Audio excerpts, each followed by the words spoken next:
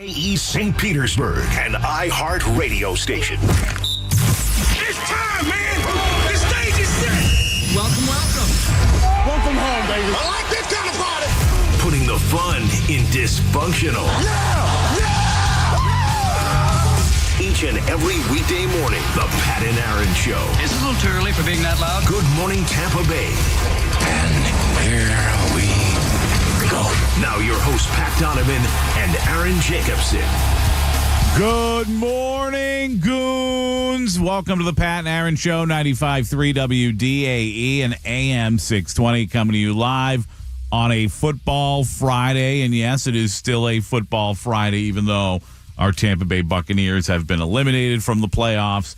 It is this weekend, Aaron, what a lot of people call, I think, and a lot of people, we find out, it ends up being the best weekend a lot of times of the playoffs when you get the divisional round, because you still have 4 games on the weekend. You get 2 games each day, filling up most of your Saturday, most of your Sunday, and you've got some really good matchups usually in the divisional weekend, and that's the case this weekend. Of course, we will start by mentioning 4-3 Lightning win last night over the Anaheim Ducks in the shootout. Jake Gensel, the only player to score a goal in the shootout and give the Lightning the points, let them munch the points. Yeah. Those Anaheim Ducks uniforms, they look like the Flyers and the Flames. That's right, the Flames, had a baby and like crapped out a jersey, and this is what they like. That is an ugly jersey with the orange. I thought more the Flames, just a brighter orange. Well, that's why I think you can. It's a Flames Flyers, like they threw it in a blender and they came out with one. The Lightning had opportunities to put it away in the third period. They didn't do it. Anaheim ties it up. They end up winning in the shootout. But just a couple notes from the game. They lost Eric Chernak early after the first shift and his opening shift, and he didn't return to the game. So that's concerning. I mean, he just can't stay healthy. And for Victor Hedman, became the first player in franchise history to record 600 assists. And Pat, just for you, the 4th Swedish-born defenseman in the NHL to reach that mark. It's one of my favorite things about Victor Hedman. He's Swedish. Is that he's a Swede. Once you thought he was a Russian, now you know he's a Swede. Listen, that was a joke. That was a joke. I never thought he was Russian. I just thought it'd be fun to ask him a question that made absolutely no sense and get him to stand in front of an entire locker room and yell across the locker room to Brian Breezeman, "Breezer, he thinks I'm Russian." Yeah, I'm an idiot. Just the second shootout of the season for the Lightning. They'll be back on the ice Saturday night hosting the Detroit Red Wings. Yes, and hopefully that goes well, but there'll be playoff football on, and you know what I say? What do you say? You got to get out of the way for football if you're hockey or anybody else, because football is king. I mean, I'll be watching a lot of football. I'll be watching everything. Yeah. I'll peek at the Lightning. But are you going to watch the Lightning over an NFL playoff game? Nobody is. When your team is out, I'm not watching anything. I'm a huge Knicks fan. I watch almost every game. You're not watching anything? I'm not watching anything over that.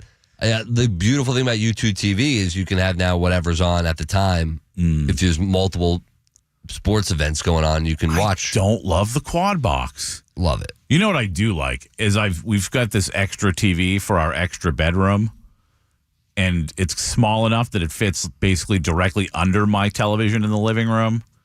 So the 2 TVs at once has become clutch. It's in the same ballpark. But to 4 on one screen, it's too much. You just got to train your eyes better. No, I end up watching none of them. Nah, and I don't want to watch. Look at what do you got? You got a 65-inch TV, all right? Yeah. Split that in 4. Mm-hmm. What do you got? Do some math. I don't know how that works. 17. Listen, you got 17 and a quarter inches. I don't want to watch a game on a 17 and a quarter inch screen. That's why I have a 65-inch television, and now I'm going to diminish that to a 17-inch screen so that I can watch 4 games. But actually not really watch any of them. You know what I've done? I've found out, Aaron, and I'm sorry that I hate quad box so much. I don't hate it, but it's not useful to me. You hate it. You do. You know what I've realized I've done when I have tried to utilize the quad box?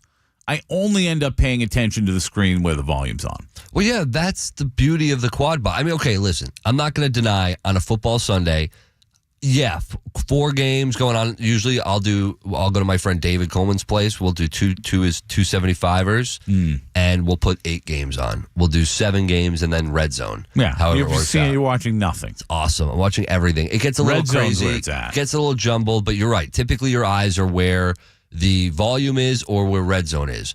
But if you're watching on a playoff Sunday or playoff Saturday, there's only one football game on. That is beautiful. So you know what your eyes are trained. Okay, top left, football game. You might have a little appetizer, in the right hand, or a little side piece in the bottom right or top right, whether it be basketball or hockey or whatever's provided for you, golf.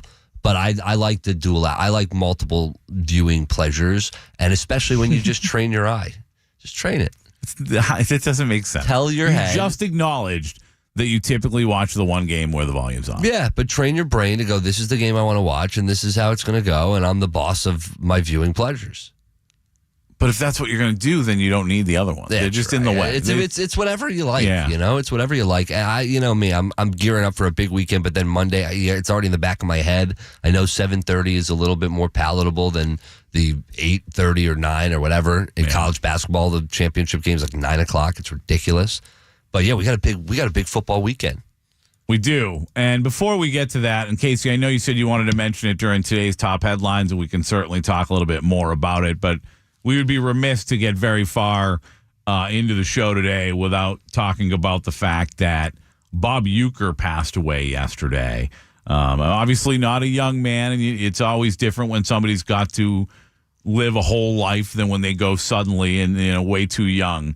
But either way, the loss of Bob Uecker, one felt across Major League Baseball, a guy that you cannot be a baseball fan and not love Bob Uecker, in part because, of course, his role in Major League. We all grew up watching that, or depending on what age you are, whatever, maybe it's before you grew up. But we all, I think most baseball fans have seen Major League, love Bob Uecker.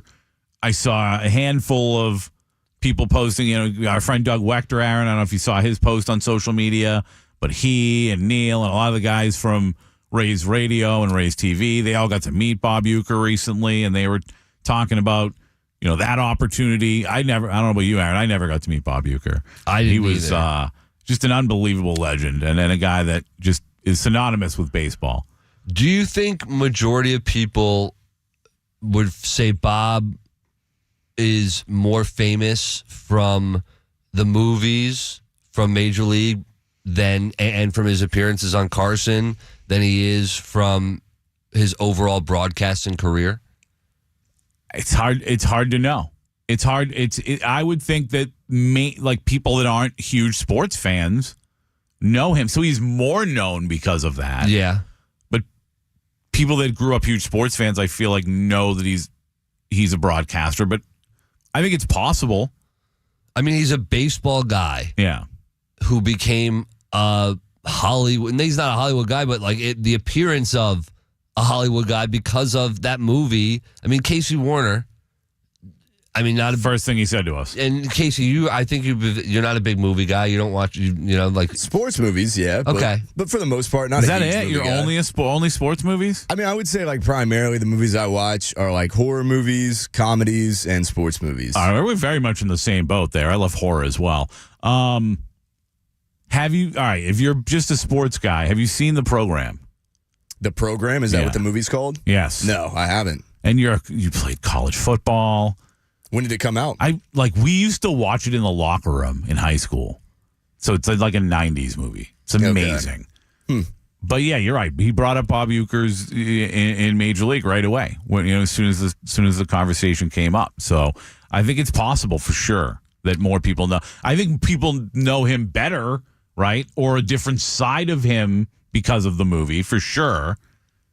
But I was trying to think of this, Aaron. And I know there's players, and then you talk about Hank Aaron and what he did in the league, and Babe Ruth and the way people view him, and some of these different things. But from a broadcaster standpoint, I know Harry Callis was amazing, and Vince Scully was amazing. But from a pop culture standpoint, from a national, to your point about people that maybe don't know him as well as a broadcaster as they do as an actor, I can't think of really anybody in baseball with the exception of maybe Harry Carey. Yeah, I was going to say, you brought up Harry Callis, but I would say Harry Carey. But Harry Carey, I brought up Callis because he's in that other class, even with Vince Scully, where I think they didn't really transcend baseball as much as a guy like Harry Carey did and as much as Bob Uecker did. I think those two guys are kind of alone. Yeah, I mean, listen. Maybe when you Tommy Lasorda is close. Yeah, and listen, when you become when you're a character in a game or whatever culture, and you become kind of a caricature because of people like with Harry Carey, it was Will Ferrell. You know, when you have people that go on and impersonate you, that becomes part of Americana, if you will, just a bit outside. That becomes a part of just natural. Everyone knows that phrase, just a bit outside. Oh, it's one of the best, and you'll hear it in like all over the place, not just like with baseball, right? Like people will utilize that in other places because it comes to mind part of anytime you see something that's like way off base in any area. Great matchups this weekend. By the way, does being in a Pepto-Bismol commercial, a famous Pepto-Bismol commercial, get you in the same realm with those guys? Because that's what Lasorda. I remember I grew up. My uncle was a big Dodgers fan, so I grew up with a soft spot for Lasorda, anyways, because of how much my uncle loved him. Wasn't a Dodger fan myself, as you know, but you couldn't, kind of like these other guys we're talking about. It's hard to be a baseball fan and not love Tommy Lasorda. Yeah. But I remember as a kid that Pepto-Bismol commercial was hilarious. On the text line, we were talking about the TVs earlier, Multiview.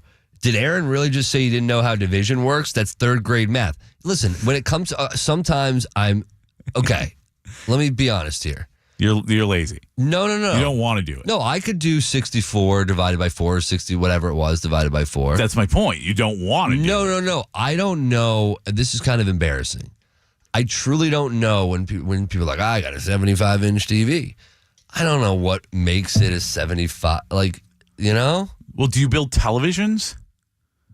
Or you just buy them? I just buy them. I don't know either. Yeah, so when you're like... I think it might be like a cross times angle times up and down. I don't know. Exactly. Which is why when you look at a multi-view on a 64-inch screen, you're like, well, how many inches am I getting? I don't know if with a TV language and math, you just divide it by 4 and go, well, that's how many inches you got on that multi-screen. Of course you do. Listen, just because we don't know the formula to get to 75, the reality it's 75. It scares me. If you divide that by 4, I believe it's something like 17 and a half is the number I came up with in my head. I'm probably off by a little bit. You know what I realized too? And this is why, listen. Like 17 and a quarter. Kids, this is why there's some things, I know your parents are mad at me right now. There's some things that don't matter in school. What? Like last night.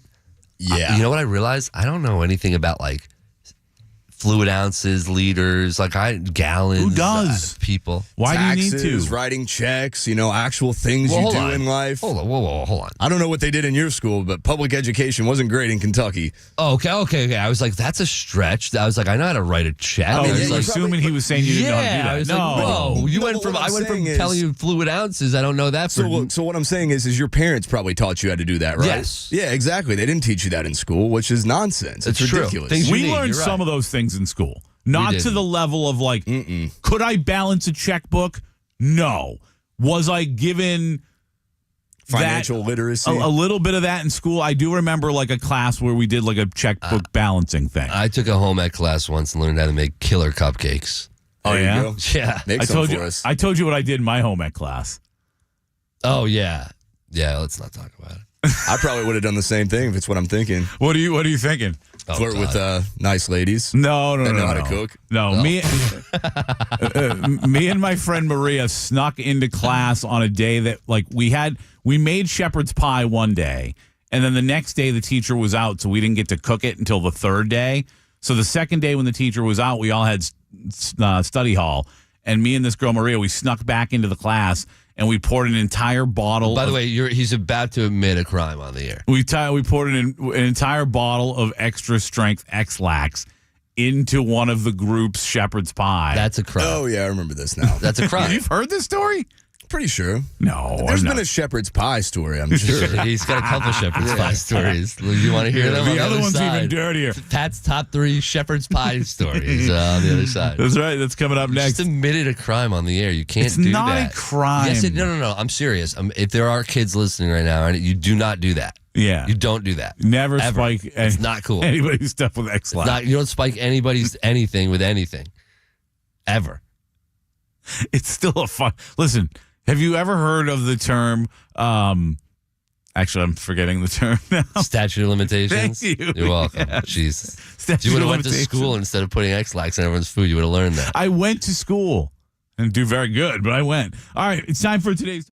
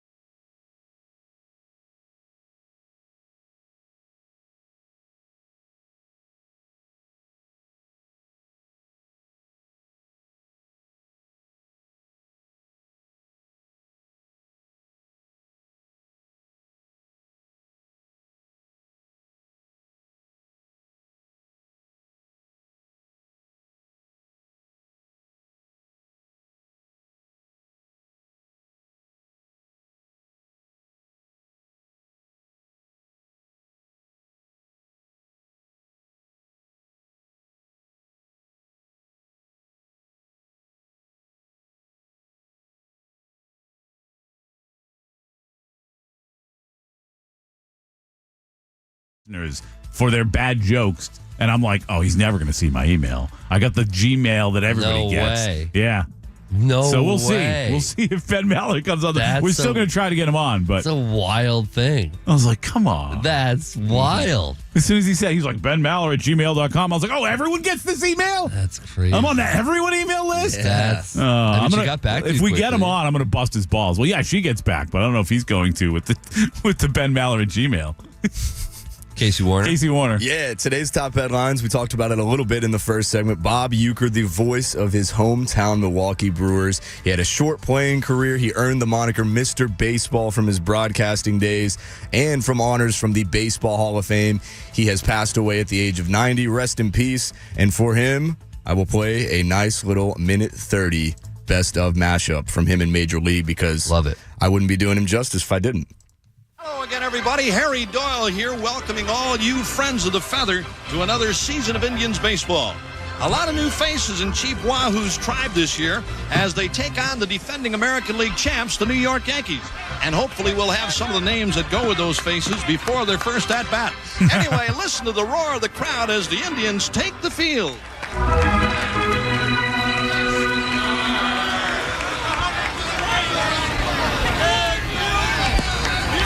Yes, sir, they love this club here in Cleveland.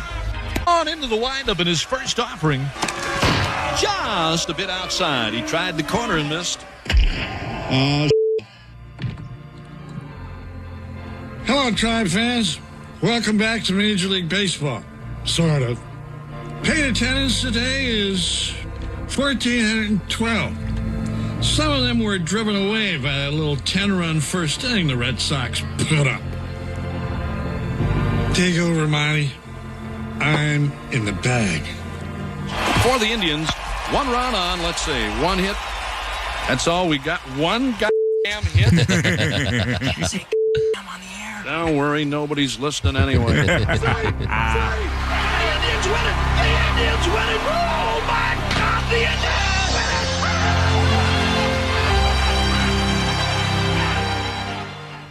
it. So good. Yeah. Rest in peace. And I got to say, coming from a White Sox fan, division rivals, Cleveland Guardians / Indians, never liked the Indians until I saw that movie. And then I've always had a place in my heart for them since I saw that movie. And this is part of it. I hate where we're at in society. I hate it. The fact that once again, it goes back to what we were talking about with Beckles last week. Like, stupid society has trained me where you hear Uecker in a classic line talking about the Indians, classic organization, and I hear Indians, I was like, oh. And it's like, really? You are such a piece. Shut the F up, Aaron. Like, what is going on, Oh, man. Ian was talking about how the older you get, the less of an F you give. You're getting there. You're getting there, Aaron. It is like Chief Wahoo was one of the great mascots in sports history. Like, that hat, first of all, when I grew up, we just collected hats. We didn't care about like what team we rooted for. We just wanted all the cool hats. Everybody had that hat because it was a cool hat. I have the Chief Wahoo. Remember, you gave me the cutout. Yes. I have it, and I'm like, we should hang it in here. Actually, you know what? Let's do it. Put it in the studio. Oh, why not? It's what it means. It's not that. It's not that. Yeah, got to play this little drop too. You'll probably hear this a little bit, possibly throughout the show. Brought to you by Christ, I can't find it. To hell with it. To hell with it. To hell with it. Yeah. Bob Uecker, rest in peace. What a Sorry, guy. Dukes Knutson. We love you. All right, so I you do got triggered by that one, but that's a Dukes Well, I'm not thing. triggered. I just like to say sorry to Dukes I because love you know. Dukes. I love Dukes. I do want to get to this very quickly as we wrap up today's top headlines. Sources say that quarterback Quinn Ewers turned down an $8 million NIL transfer offer in deciding to enter the 2025 NFL draft. Now, that is quite a bit of money, especially to play college football. And I don't know how high Quinn Ewers is going to go in the NFL draft. I don't think he's going to be top 10, maybe not even 15, maybe not even first round. But to pass up $8 million to go to probably another elite school, it has not been revealed what school it was, but it was probably a pretty high class, pretty elite college football powerhouse, and he turned that down. They got to figure something out with this, Aaron, because it's going to get absurd and like it's already there. But like, here's what I just thought of for some reason when he was talking about that. Have you seen, especially during the ReliaQuest Bowl week, because he got to go to Michigan practice, have you seen Nick Wise and like how excited he is for this Bryce Underwood kid who's going to be the quarterback at Michigan next year? I mean, he was telling us he looks like Cam Newton, like he's just this big monster of a kid. It's going to be an unbelievable quarterback. When I hear that, I think, you know what, Nick Wise, I hope you enjoy Bryce Underwood next year. Because I'm sure the following year, if he's everything you think he's going to be, somebody's going to be, offering him billions of dollars to transfer schools, and that's all we're going to see is all these kids. Like it's worse than the NFL free agency because it's every year. It's every year. Yeah, and listen, I find it very interesting that according to sources, he turned down the offer because he wanted to end his collegiate career as a Longhorn. I find that commendable. I don't know if it's the smartest thing. I don't know if I'm buying it 100%. Well, he's ending his career, period, to go into the draft. Yeah, but if he wanted to, he could have transferred, taken that money, and he's saying he's not doing that. I'm sure part of it because he wants to go to the NFL, but he says he wants to end his collegiate career as a Longhorn. Funny, Carson Beck, who also was going to the NFL, is now going to Miami with a big fat NIL deal because he was told, like, dude, you're not going to get drafted that high, bud. You're not gonna, and that's what happens. These kids, they think like, oh, I'm going to the NFL. And then the NFL people are like, you might want to wait, bud. And he's going to go to Miami and he's going to get a bunch of money. And we're just going to see more and more of this. I don't think it's good. I mean, think about what Miami's done. A total coup. Cam Ward into bringing Carson Beck back. Both those guys. Cam Ward was thinking about going to the draft as well last year, and you get a call, and he ends up going to Miami. And look at the season. They could have been in that playoff. Yeah. Really could have, maybe should have. I think he's better than Beck, though. I don't know if Beck's going to have the same kind of success. People love Beck. I haven't seen it, but then again, I'm not a scout.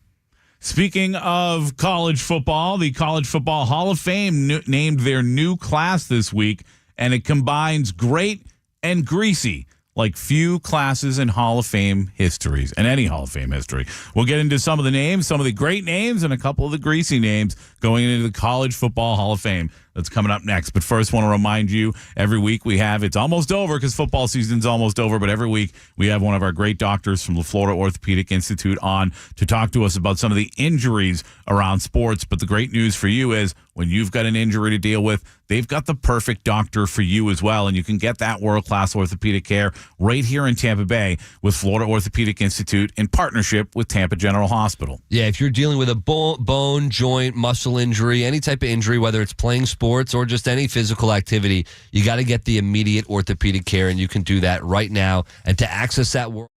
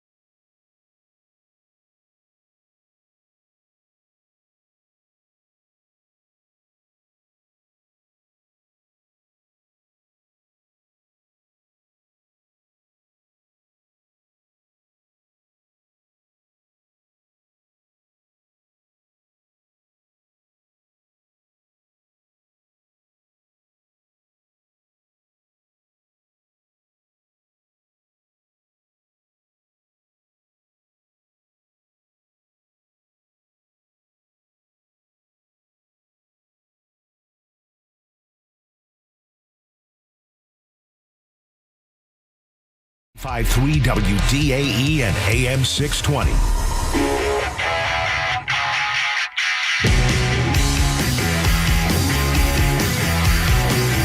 Football Friday on the Pat and Aaron Show. We will have football pick'em with Jeff Atnella from Smack Apparel at 8 o'clock. Also, our favorite Olympian, James Scholes, will be in studio, as well as his dad, Tim Scholes. Have you seen, Aaron? I know you don't pay a lot of attention to social media and such. Even when you get tagged and stuff, you often do not notice it. Yeah. Have you noticed what Tim Scholes has said he is going to bring? He keeps saying for you, although I want some too. I'm getting smelling salts. Yeah. I'm getting the salts. Like grape flavored, though. I mean, or smelling, I guess. I'm going to smell them up. I'm excited about it. I need to try some as well. But yeah, Tim and or James, one of them is going to be the guest picker for us. For playoff pick'em, we'll have, of course, all 4 NFL playoff games, as well as Monday night's national championship game in college football. And again, speaking of college football, they named their new class, the College Football Hall of Fame, that is. They named their 2025 Hall of Fame class. It is 22 men going into the Hall of Fame class. Of course, the College Football Hall of Fame, fairly new, so they're trying to fill it up. A lot of names you would recognize, maybe a handful that you don't. From a while ago, Monty Ball, the running back from Wisconsin, Greg Carr. Just every running back from Wisconsin should go in forever. Why not? They're all so good. And by the way, maybe get a couple offensive linemen in there as well. Blake Elliott, Greg Enslinger, Terry. There's a lot of guys. Graham Harrell, you remember the Texas quarterback. Oh, yeah. John Henderson. Graham Harrell, wasn't he Texas Tech? I'm sorry, you're right. Texas Tech quarterback.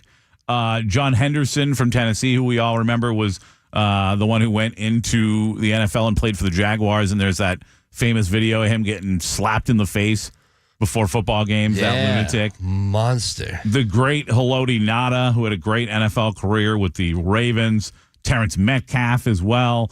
A lot of Steve Slayton, the running back from West Virginia. Michael Stray, the most notable names. And there are a couple all-time greats on this list. And then, as I said before the break, a couple of greasy names as well that tarnish the class a little bit, if you ask me. Well, we'll get to those in a second. But Michael Vick, obviously one of the great names, and also Nick Saban. And I've been critical of Nick Saban at times because he comes across like a real jerk sometimes. And there's stories we've heard, and from really good sources, about him being just a jerk at times. But also, you and I, Aaron, when the national championship was here, we sat across from Holly Rowe, and she talked about the way Nick Saban treated her when she came down with cancer, and him sending her a basket of apples and the really nice note and some of these things that really I don't know about for you, Aaron, but for me, really humanized Nick Saban in a way that, like, I've always kind of viewed him differently since then. I mean, that moment, I didn't take that specific moment. I mean, Nick Saban, the guy who is... a lot to me. It does. But, like, I didn't need that to know Nick Saban, as away from the crazy coach that he is, could be a good guy. Could be. Yeah. Doesn't mean he is. Yeah, but I didn't look at him like you... It seemed like you looked at him like he wasn't beforehand. Well, there was a lot of evidence. Like when somebody says good morning to you in a hallway, and the next thing you know, there's a letter going around your school saying do not say hello to Coach Saban if he's walking down the hall because you might break his concentration from football. I forget, is that a public story or was that your personal friend that had that happen? That was not a personal friend. It's not a public story either, though. It was from a source, if you will. Yeah. A very credible source. What's that? How do we know that really happened? Because I believe the person who told the story, and I'll tell you off the air, it's somebody we know very well. And again, the guy is not the type to just throw nonsense out there. He's got enough stories that he doesn't have to make any up. And I you know what? I absolutely trust him as a source. Nick Saban was a very busy man. And if he's got to say good morning and hello and hi and this and that and the other thing. He's got to act like a human being. Yeah. Like he gets to act like a human away from when the football season's over. During football season, not a human. That's nonsense. That's how you win national championships. Be a good person. Always be a good person. I think that's a pretty fair thing to ask. Speaking of always being a good person. By the way, saying good morning and hello and equating it to being a good person is the most overrated, ridiculous thing ever. I just think you should treat people well, and I don't think that's overrated. Like this is exactly why treating people with respect, regardless of who they are, in my opinion, is not overrated. It goes a long way. It's a sign of who you are as a human being. It's why though that notion is why I run away and try to hide from people in the hallways, because if I get stuck, I know myself. You know me. I'm like OCD. I'm running. When I get stuck on something, I got to do something. I have a task. I just want to do it. I have my mind on it. So saying good morning to somebody is not difficult. No, but a lot of times it's more than a good morning. It's like, how's it going? If somebody stopped Nick Saban in the hallway and there was a letter that went out and said, hey, the guy can't be cornered in the hallway for 10 minutes because he's got stuff to do, that's one thing. If he says good morning and then the letter is like, hey, don't speak to him unless he speaks to you first, that makes him a jerk. I got to know who the source is. I'll tell you. I've told you before, and I'm telling you, it's a guy that's got enough stories that he doesn't have to make any up and is quite credible. Not credible is a couple of the slugs that are going into this Hall of Fame class. And you could say as a player and as a coach, these guys absolutely deserve it. But to me, they're not guys that I want to celebrate in any capacity. And I would not want to necessarily go into the Hall of Fame alongside these guys. Can I guess? I think you know, but go ahead. Urban Meyer? Yep. Michael Vick? Yep. Couple of slugs I wouldn't want to be in the Hall of Fame with or go next to, for sure. Anybody else in there? Not that I could see off the top of my head. Not that I know of. Yeah, I mean, there might be some bad people in there, but Herb and Mike Vick, to me, again, you don't have to celebrate people just because they were great at stuff. Certainly, Pete Rose doesn't get to go to the Major League Baseball Hall of Fame because of the things he did. And if that's the case, then you could certainly make the argument that Herb and Mike Vick are in that same boat. I'm going to do a deep dive on this entire list, some of the guys that I'm not as familiar with, and I'm going to find something for you to read about. If Jim Kleinsasser, the great tight end from North Dakota, has something terrible in his past, then I'm going to say get him the hell out too. I wouldn't want to be in next to him. And honestly, I'm not saying get him out. I'm not one of these guys that believes that my standard has to be everybody's standard. I'm not one of these guys that because I think Urban Meyer and Michael Vick are enormous douchebags, that everyone has to think those guys are enormous douchebags. I'm not saying you have to lock them out of the College Football Hall of Fame because I think they're pieces of crap and I wouldn't want to put them in. It's just how I feel. I don't necessarily think everybody needs to feel the way not everybody, me and Casey Warner love animals. You don't. So, not everybody has to be a good person. Yeah, no, listen, you're right. I was just calling you a bad person. I was seeing if you would respond. No, I get it. You're not, you know what? Like, I'm honest about how I feel about it. Like, I'm honest about my opinions when it comes to people and giving the benefit of the doubt, because I know myself. Like, there's something, you know me, I'm a good guy. And I think most people that have encountered me in public would not have a bad story to tell about me. Most, yeah. But, seriously, most. I'm sure there's some that'd be like, you real jerk. I try not to be. I'd be surprised. I try to take time. You're too, you know what it is? I feel like you would be a jerk at times. Like you'd want to be a jerk at times, but you're too conscious of what are people going to say about me to be a jerk in that moment, even when you want to. You're right. Unless there's a sub from Publix on the line. I think the closer I get to you, the more I know you, the greater chance of me probably ignoring you and being rude to you. Like if I don't know you and you come up and we're exchanging, like I'm very cognizant of, giving people, even if they're not listeners, just people I meet in this world, giving them time, right? Looking them in the eye, having a conversation with them. Once I get comfortable with you though, like we don't have to exchange pleasantries, I'm going to the bathroom. All right, yesterday, Tyreek Hill posted about driving to Tampa, which got some people wondering if he was lobbying to come to the Buccaneers. When we return, we'll tell you why the answer is actually no. That's coming up next, but first, I want to talk to you about your future. And there are a lot of factors that can affect your financial future, and that's why Trajan Wealth is going to help you out here right now, and they're going to make sure you're put in the right direction, and they're looking and seeing everything going on with you, and they're going to work closely with you to make sure your path to retirement is easy and comfortable. We're talking retirement planning and wealth management. You're going to have a lot of questions. Will you have enough money when you retire? How long is that money going to last? Well, they're going to help you at Trajan Wealth prepare for tomorrow with a retirement plan that's going to be in line with your values and your risk tolerance. And it starts with a phone call today. And that consultation, that initial consultation is free. So give them a call when you have a chance. 813-550-1000. That's 813-550-1000. Or check them out online, TrajanWealth.com. They've got offices conveniently located right here in Tampa. And these are the type of people you want to work with. And they would love to talk with you about your financial goals today over at Trajan Wealth, as they're going to help you develop a plan that's going to give you the peace of mind. And that's all we can ask for, is that stress off of our plate and that peace of mind as we move towards retirement.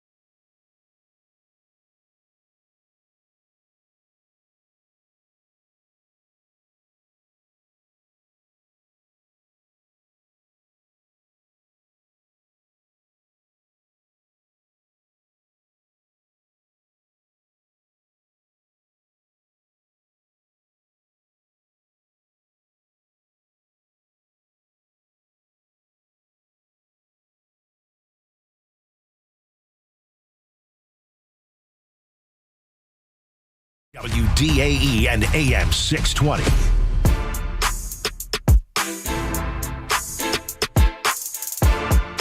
All right, the internet was ablaze yesterday for about 5 minutes till people that knew told the people that didn't know, including myself, by the way, because I saw a tweet yesterday from Tyreek Hill that I'm sure many of you saw, and if you didn't, it just read, the 3-hour drive to Tampa is going to be a breeze. I saw it right away, like right after he tweeted it, and I just quote tweeted it with those eyes, you know? Those eyes? You know those eyes? Those peering eyes? Yep. Those internet eyes? Those internet eyes where everyone's like, oh, I see you.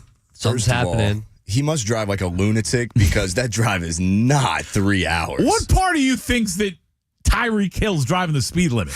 Didn't he get charged with a speeding violation? Oh, that was Rashee Rice. It depends on where you're coming from, but you could make it in 3.5.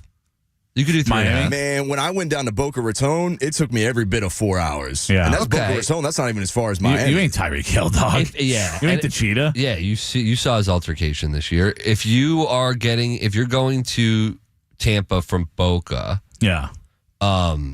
if it's 3 and change, would you just say 3? Sure. It's 3 hours and 50 If it's minutes. over 3.5, 3 hours and 15, is that what you 50, said? 50. Yeah, I'd say 4 then. But again, not if you're the cheetah. If you're the cheetah, it's totally different. It's faster. So he tweeted about his drive to Tampa, which of course got a lot of people looking like, whoa, hey, what's going on?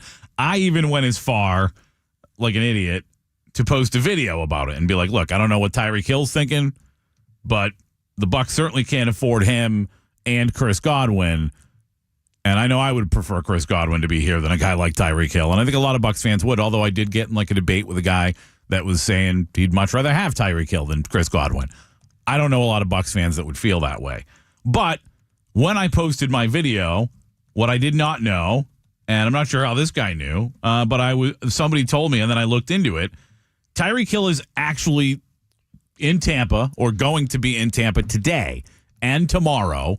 He's here for a flag football tournament, and it is at the Hillsborough County Tournament Sportsplex. So he's going to be here today and tomorrow, and so that's why he was tweet. Now, I wonder, because Tyreek Hill, I'm not saying he's brilliant, but I don't think he's a complete moron. You have to wonder if he put that out there, like the way it didn't mention anything about what he's doing, if he's just trying to troll a little bit. I think he was. You think so? I think he was. It's a very receiver move. I think that when you go back to the question of Tyreek Hill or Chris Godwin, the ability of Tyreek Hill is undoubtable. Mm-hmm. It's undeniable how insanely talented he is. And I don't think it's fair to say after a season in which he was under 1,000 yards receiving for the first time in 5 years, when Tua went down and everything that happened with Miami, I don't think it's fair to say the guy's on a downward slide. I wouldn't say that either. I would say, and I said to the guy on Twitter yesterday, better, because he is a better player than Chris Godwin. And the guy said, does anybody think he's a lesser receiver? He's not. Better doesn't always mean better fit. And to, excuse me, the point I was going to make is he is not even close. It is not even comparable, the fit of who is better for this organization and this team. Yeah. It's not even close. Even after injuries with Chris Godwin, it is Chris Godwin without a doubt. Just the fact that you're hearing this from Tyreek Hill, the noise right now, you would never, and some of the stuff we heard during the season, you would never, ever get that from Chris Godwin. And I think it goes understated. We know it here, but I don't think people understand what's going on here with this receiving core. And I'm talking about Mike Evans and Chris Godwin. Not a peep ever of negativity, ever. And when you're talking about a top duo, 1-2 punch of Mike Evans and Chris Godwin, and you never hear a peep from those two, and they're only doing good in the community, that's special. I agree with you, but I also would say, let's take that off the table. Let's pretend that Tyreek Hill is the leader that Chris Godwin is. Let's pretend that as a guy, we would like Tyreek Hill as much as we like Chris Godwin. And I don't think anybody would. Chris Godwin's a great dude, right? And I'm not saying Tyreek Hill's a terrible dude but he's not Chris Godwin. They're not in the same class as people. Like, honestly, they're not in the same class as receivers. But I think if you just look at it from a strictly football standpoint, you can still argue that Chris is the better fit because of the role that he plays in that slot, what he was looking. He was on pace where he would have been in discussion for the Triple Crown.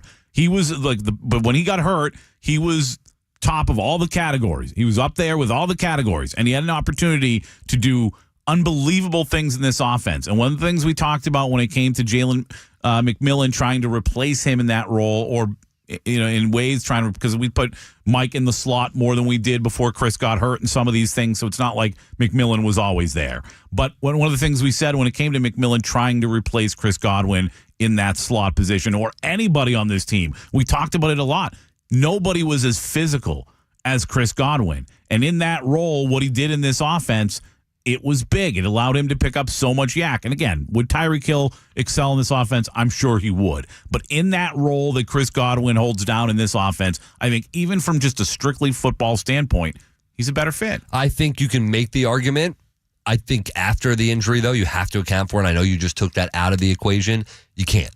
It is a part of the equation. How much money are you willing to give Chris Godwin post-ankle, severe ankle injury? We just talked to, was it Dr. Eddie Eccles yesterday from the Florida Orthopedic Institute, who says he thinks he can be back to exactly the player he was this year. Not even like we're going to have to wait a year like a lot of times you do with an ACL. And we saw with Chris Godwin when he hurt his ACL, when he got hurt and he missed it, and he came back and he was good. And then last year, remember at the beginning of the year, what we were talking about in training camp, Mike and everybody was talking about, like, he looks like pre-injury Chris Godwin.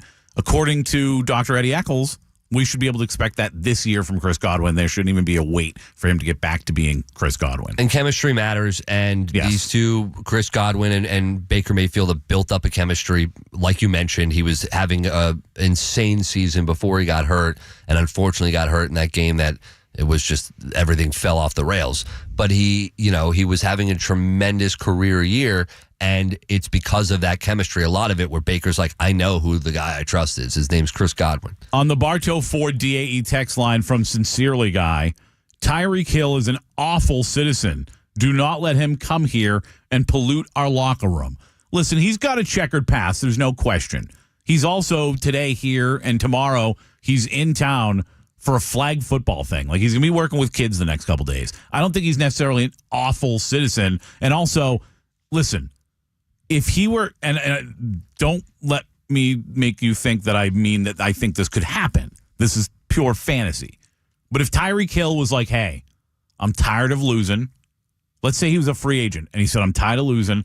All I want is a Super Bowl championship, and I know I can get it in Tampa Bay if I was on that receiving core. I'll come there for the vet minimum just because that's what I want. Would you turn him away then? No. Nobody would turn him away then. That would be lunacy to do that. But even with that promise, now I would do that 100%, but I don't trust that. It's not Antonio Brown, but he's got a past where he does, forget about off the field, on the field, he talks too much. There's just too much talking. There's too much noise. And I like I'm not worried about that here. I am. I'm always worried about that. Dude. Baker ain't putting up with that, dude. Baker is not having it. And by the way, neither is Mike, neither is Chris. Like, this locker room is built to handle a schmuck like that. And by the way, if not, bye-bye. Because if you have bye-bye, Mike, you can take your jersey off and walk. It's hard to do that. If you have Mike and you have Chris, you're not gonna be able to eat that much. You're gonna have to share the plate, all those guys. So Tyreek, I know they don't care. Antonio. No, I know those guys don't care. Tyreek Hill, does he care? Antonio held on for a little bit. And then what happened when he didn't get the football? And he was still getting the football, but he didn't get as much as he wanted the football. But again, what happened? They said bye. And that's what the Bucs could do. Well, he said bye. Fair enough. Fair enough. He did say goodbye. He said peace out. But still, listen, if the finances made sense, and they never will with a guy like Tyreek Hill, then I would totally take the risk of him being a schmuck and having to walk away from him during the season. That's all I'm saying. He's an awful citizen, don't let him near the team. I think that's a bit much for Tyreek Hill. All right, when we return, when we get back, we're going to get back into the big weekend of playoff football games that's coming up on the other side. It's the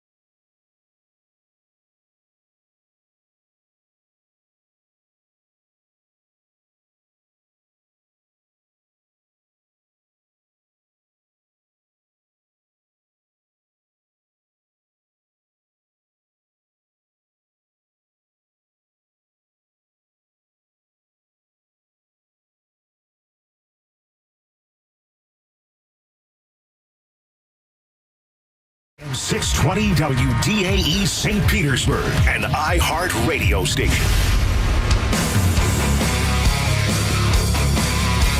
Welcome back to the Pat and Aaron Show. If you're just waking up, you missed the final results of the Lightning game. 4-3, your Tampa Bay Lightning. They won in a shootout yesterday. Could have really put that game away in the third. Didn't do it. Anaheim ties it up, but they got it done in the shootout. And unfortunately, Eric Chernak left the game after the opening shift. He did not return, so we'll have to find out what's going on there, but continues to be banged up. For Victor Hedman, first player in franchise history to record 600 career assists. So nice for the Lightning. They'll be back in action on Saturday night, tomorrow night, when they host the Detroit Red Wings. And, of course, we'll have some more Lightning conversation coming up later on the show. And on Monday when we come back here, then we've got a huge weekend of playoff football, and we've got some big matchups this weekend. What would you got now? Obviously, Casey, you're a Rams fan, so that's your favorite matchup. That goes without saying. I don't know if it's his favorite matchup. Well, yeah, with the weather in Philadelphia and the weather. What's the weather supposed to be right now, Casey? Right now, there's a chance of snow and 30s. I think that certainly benefits the Eagles more so than the Rams. It's gross. You could say that. For me, it's not even close. The best game, the most exciting game, the game I can't wait to see. Baltimore at Buffalo Sunday night at 6:30. The most intriguing game. You can't call it the most exciting game because you don't know what's going to happen. No, right? but on paper, it is the most exciting game. Could be. I agree. I mean, to me, Sunday outclasses Saturday by a mile, and that's why those two games are on Sunday. I mean, wouldn't you all agree? I absolutely agree. Yeah. So, Pat, when you say could be, no, I know that. That's the whole point of on paper, the matchup is the best matchup, and you're like, it could be. No, this is another Casey Warner thing we're doing, you and I back and forth. On paper, that is the best matchup. Would you agree with that? I would say probably, yeah. What else would compete with that on paper? No, I mean, the games don't happen on paper. No, like we're previewing it, Pat. It's before the game. It hasn't happened. I was just saying, I think it's more intriguing. It's hard to say it's going to be the most exciting because we don't know. We don't know. Okay, fine. Post, you can do that. Right now, the way we look at these four games, Pat Warner, which one is the most intriguing to you based on what we saw during the regular season before the game happens? Anything could happen on Sunday. Intriguing Sunday night. All right, thank you. For sure. My gosh. Saturday's very intriguing as well. Which game's more intriguing to you? Houston, Kansas City, or Washington, Detroit? I think Washington, Detroit could end up being more exciting than Baltimore, Buffalo. Absolutely. Right? For instance. It could be. Anything could be. But exactly. But I think right away beforehand, I honestly find, and Casey, I don't know where because obviously Sunday's your day with the Rams, but for Saturday, I think the Washington-Detroit game is actually a more interesting matchup than Houston and Kansas City. I think Houston, Kansas City is. I got to stick to my Super Bowl pick that I've gone with, and I want to think the Texans are going to give them a game and could upset them. I really do. Maybe. Those aren't fun games. Like the Houston KC game's not a fun game. Washington Detroit's a fun game to me. I don't think it's going to be fun. To me, Houston can't, and I know a lot of people think I'm crazy because Kansas City just hasn't been covering spreads this year. I think Houston, Kansas City has the greatest chance to be a blowout. I think we are a lot of people are underestimating Andy Reid with time to prepare for a playoff opponent and what he will pull out and how he'll have his team prepared. And I really think Kansas City wins this game by 2 touchdowns. Wow. And I wouldn't be surprised if it's worse than that. You're talking about the Kansas City Chiefs and the team that's been there a million times against a team that's just trying to get its playoff footing, a young quarterback with his real first playoff experience, right? Like serious playoff experience to get this far and have this kind of opportunity in front of him. Joe Mixon questionable. That's a big loss if he can't go. And then he's against Pat Mahomes. And I don't care what it looked like all season long. Kansas, I will be surprised even to sitting here today if Kansas City is not in the Super Bowl because they're that good and they're that prepared come playoff time.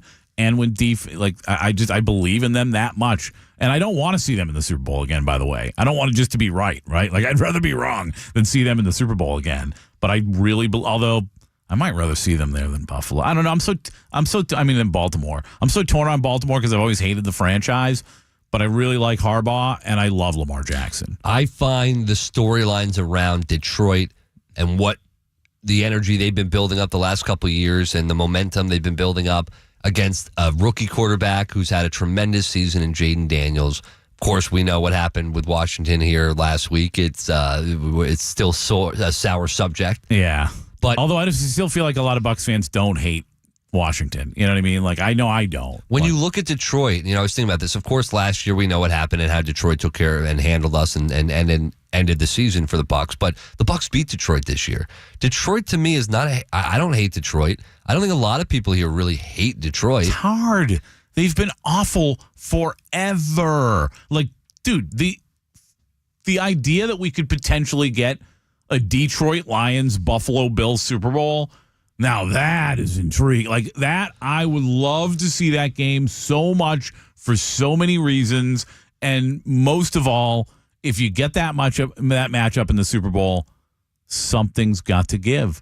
Something's got to give. Either the Detroit Lions will win a Super Bowl in my father-in-law's lifetime, which, by the way, he told me would never happen as long as the Fords were involved with that football team. And I think a lot of Lions fans feel that way. Like to see the Lions, after everything that fan base has put up with over the years, like I would love to see the Lions win a Super Bowl, and even Buffalo. Like that, nobody circles the wagons, right? Like that is a fan base I will always respect, even though they're crazy with their stupid mustard thrown on each other and power bombs through tables and taking their shirts off in sub-below zero weather. Like they're insane. But to see either of those fan bases win a Super Bowl would be incredible.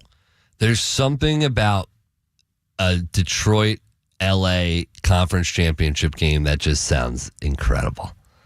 Incredible. I mean, Jared Goff, Matthew Stafford. You heard Nick once yesterday. Again. No, I didn't. He's been Okay. So what he was talking about. Saying he wants no part of it.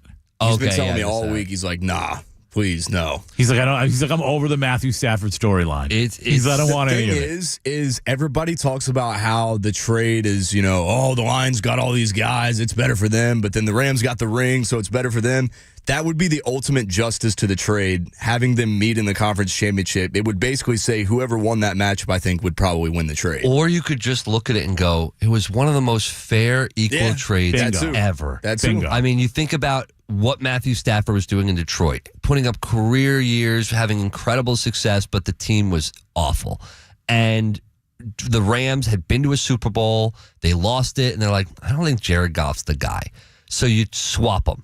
You swap the former, top overall picks, and Matthew Stafford has the team in place around him to go win a Super Bowl right away, and he does it. And Jared Goff picks up the pieces, gets his career back in order with a new coach in Campbell, and they build that team into a powerhouse, and they're on their way, and I truly believe they will get a Super Bowl at some point with Jared Goff and this team. It is as fair a trade as you could ever put out there. I think you're right. I think you may not be able to find a trade, and I'm not going to say in football, in sports history, that has worked out better for both sides.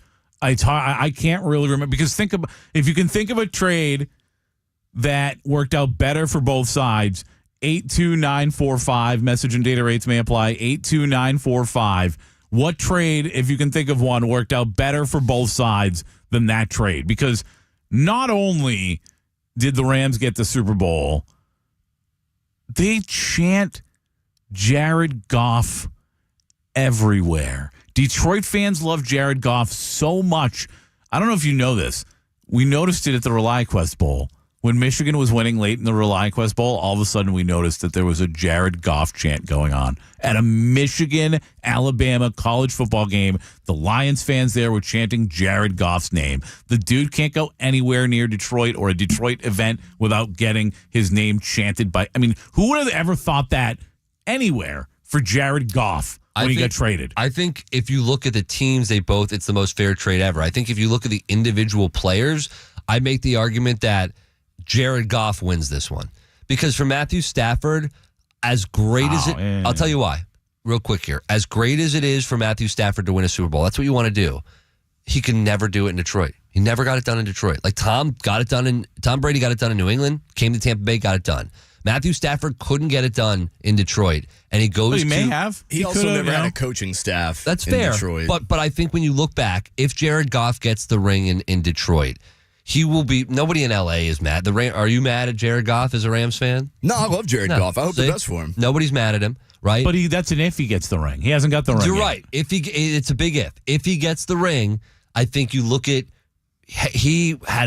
everything was turned on the downward trade. He looked like he was done, and it was like we talked about that trade at the beginning of like, oh, he's just kind of a what do you call it? Kind of a quarterback that is.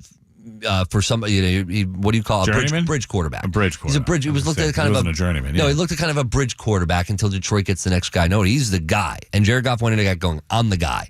So for what happened, and if he gets the job done, I think for Matthew Stafford in the back of his mind, he'll always go, I love this ring. I love my time in L.A., but I never got it done in Detroit. And I know Detroit fans, they love Matthew Stafford for the most part, but he never got it done. Jared Goff, if he gets it done, totally different the way he did it. We could say I never got it done in L.A. Could feel exactly the same. He actually lost the Super Bowl, but he lost the Super Bowl in L.A. You could make the argument. Exact same feeling. Kind of like you guys said with coaching with Stafford, you can make the argument they gave up on Goff too early. Sure. But he could still think, like, I never got it done in L.A., and I wish I had. And listen, losing a Super Bowl is worse than not going to one. Believe me. Aaron Rodgers didn't get it done in New York for the Jets, but could he actually be going back to the Jets after everything we've seen?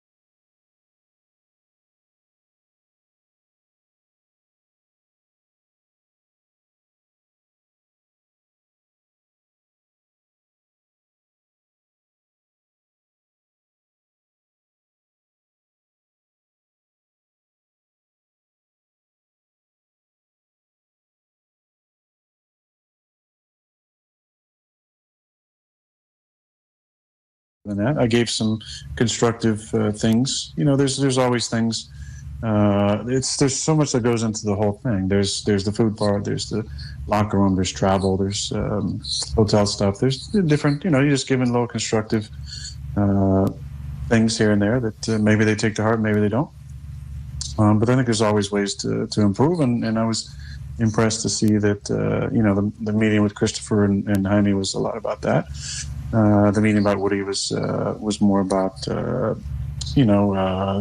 team, future, different things. But I think everybody understands that it's going to come down to a GM and a coach and myself, and whether we all want to do a dance together or if it's not in the cards. I'm going to do a dance together. Oh, my, just don't bring him back. Do a dance together. He's so weird. Well, they got to dance, man. If I'm Woody. How about you play and shut the hell up instead of dancing? You don't need to dance with me. Just shut up and play. Do you think there's any possibility that Mike McCarthy could be reunited with Aaron Rodgers in New York?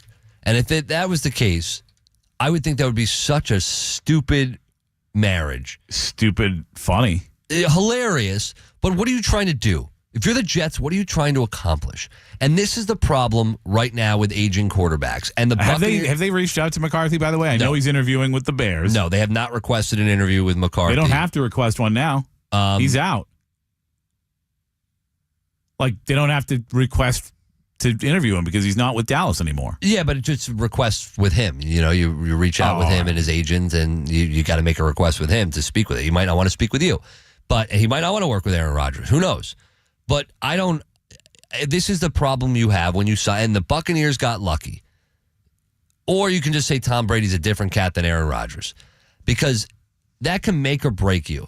And the Jets were already broken. But the Bucs weren't fixed either. They were bandaged up. They had the pieces, but Jameis and the quarterback position, they didn't have the main piece. They brought in the main piece. The Jets thought they had the pieces, and they tried to bring in the main piece. He's not. If you get it right, it can change your franchise, a la Tampa Bay Buccaneers. If you get it wrong... They've got it right twice in a row, well, that's the thing. We keep the main thing. What might be the hardest part of this whole situation when you bring in a veteran aging quarterback, and the Rams might have to deal with this as well. I think Matthew Stafford's hung in there longer than I thought he would with the beating he's taken throughout his career. But you got to think about the now versus the next.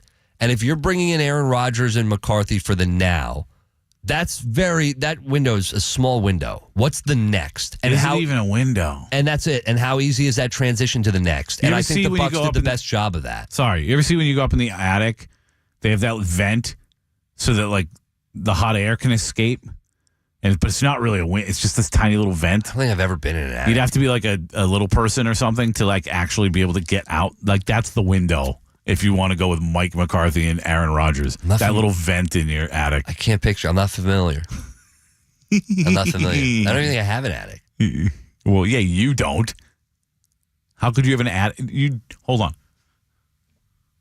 Are you really not sure if you have an attic? There could be hidden space in my closet above where I don't know. Maybe people aren't using the space directly above. All right, here's just so anybody listening understands what we're discussing here. Aaron lives in a loft on the 4th floor, which, by the way, isn't the top floor. There are floors above him, and he's unsure if he has an attic or not. Yeah, well, I don't know how directly above the floor. Whatever. I don't travel to attics a lot. Okay? But what I do know is it's you're not right. Possible. Thank you. Whatever window you're talking about in the attic, and I know it's small. And it's not even a window.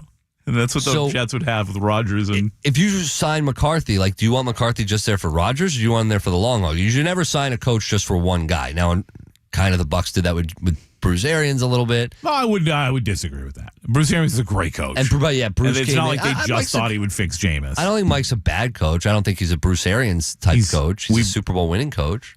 He is. We both agreed when Dallas hired him that he was completely uninspiring. And we both agreed that it would be an uninspiring hire for Chicago as well. Aaron Rodgers is uninspiring. Well, you didn't think that 2 years ago. When I thought he had gas left in the tank.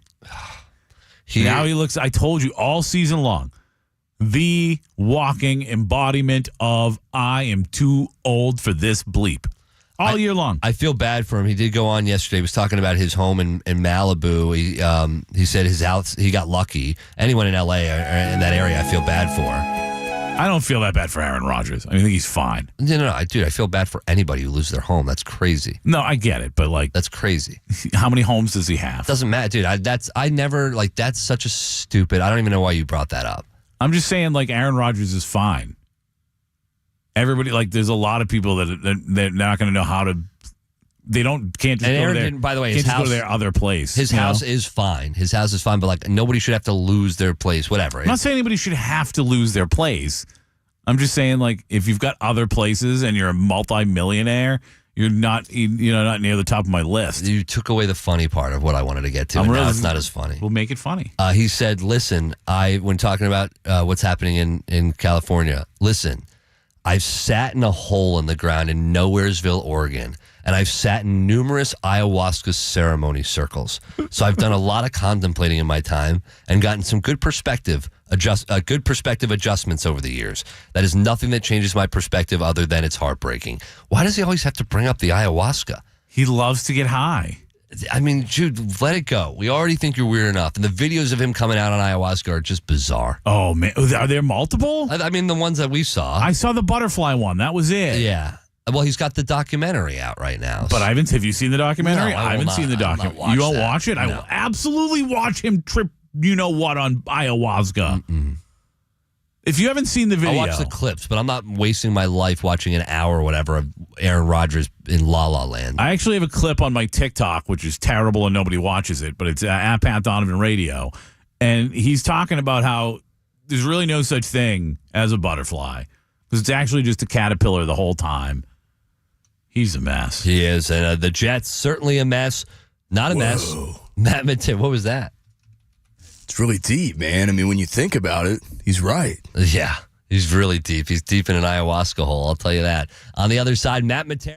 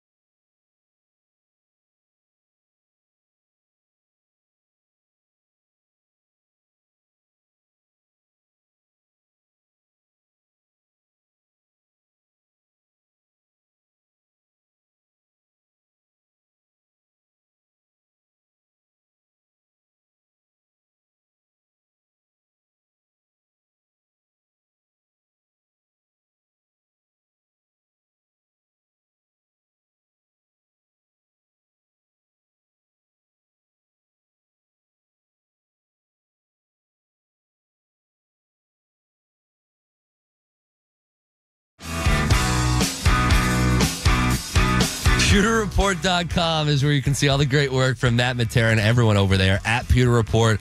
And sadly, this is our final time speaking with Matt during the football season. But as long as Matt's okay with it, we're going to drag his butt on the show here from time to time. Good morning, Matt. Good morning. Yeah, it feels like a little bit of a last dance type of thing. A little bit sad about it, but always grateful to be talking to the two of you. So how's it going? It's going well. We've gotten through this week, and we've done the whole recap. We know what happened in the game last week, so it's now looking ahead. What do you think this offseason is going to be like? And really, what do you think is going to be the most challenging part of this offseason for Jason Licht? To be honest, it's not even the players. It's kind of what's going on right now with Liam Cohen, the offensive coordinator. What's going on? Is he going to stay with the Buccaneers? Is he going to go and coach the Jaguars? Or maybe another team comes in and decides they want to make him their head coach? Same thing with John Spytek, the assistant general manager, Mike Greenberg as well. I think that will be just as tough, if not more difficult to navigate versus the players that are leaving or the players that might be available, because this offseason is, as far as players that are leaving goes, it's all about re-signing Chris Godwin. But outside of that, you kind of got free range to look at who you might want to bring back or who you might want to add to this team to make better, especially on the defensive side. So it's kind of in-house that, to me, is most important. I want to ask you about a conversation we were having a little bit yesterday when it comes to the fact that Spytek and Greenberg could be leaving this offseason, when also you look at the roster and how close I think most of us think the Buccaneers are, the opportunity to fill a couple of huge holes, defensively especially, but to try to fill the holes they have between who they are today and trying to become a Super Bowl contender. Would you argue that this is almost as important or potentially as important as any offseason in Jason Licht's career? That's a really good question, and yes, I would say so. Like, outside of going into 2020 and maybe the 2021 season as well, because this offense is clearly a Super Bowl caliber offense. Now, can you get the defense up to the same side? If you can, then it's not even like, can the Bucs reach the Super Bowl? The question becomes, can they compete with the Lions and the Eagles for one of the top two seeds and maybe get that first-round bye? The offense, regardless of what happens to Chris Godwin, and we all hope that Chris Godwin returns, but regardless of that, the offense is still going to be fine. So can they make the changes on defense? I think so. And, so very important. Matt, what do you think? What's your take, and really what's the overall temperature at Pewter Report? I know you guys have been talking about it a lot, about what Todd Bowles has done and what he deserves as far as the future to continue with his team and the whole Liam Cohen aspect of it. Yeah, so overall, there are some flaws with Todd Bowles' management, putting players in the right spot before it gets too late, or putting in the right personnel before it gets too late. Bowles earns a lot of respect. The players love playing for him. He has a pulse on the locker room, and that's very important. But I look at the same mistakes that happen over and over and over, whether it's allowing big plays over the middle of the field, whether it's allowing a team to drive down the field in 1 minute to kick a field goal before going into halftime, when they just ran the same 3 plays over and over, getting the football to their receiver out of bounds 8 yards and keep going and going and going to go and kick that field goal. And I think those repetitive things, those miscalculations to make adjustments until later on in the game are still frustrating and probably should have been fixed a little bit earlier. And I get that there's injuries, but every team deals with injuries. So some flaws, certainly, respect that Todd Bowles brings.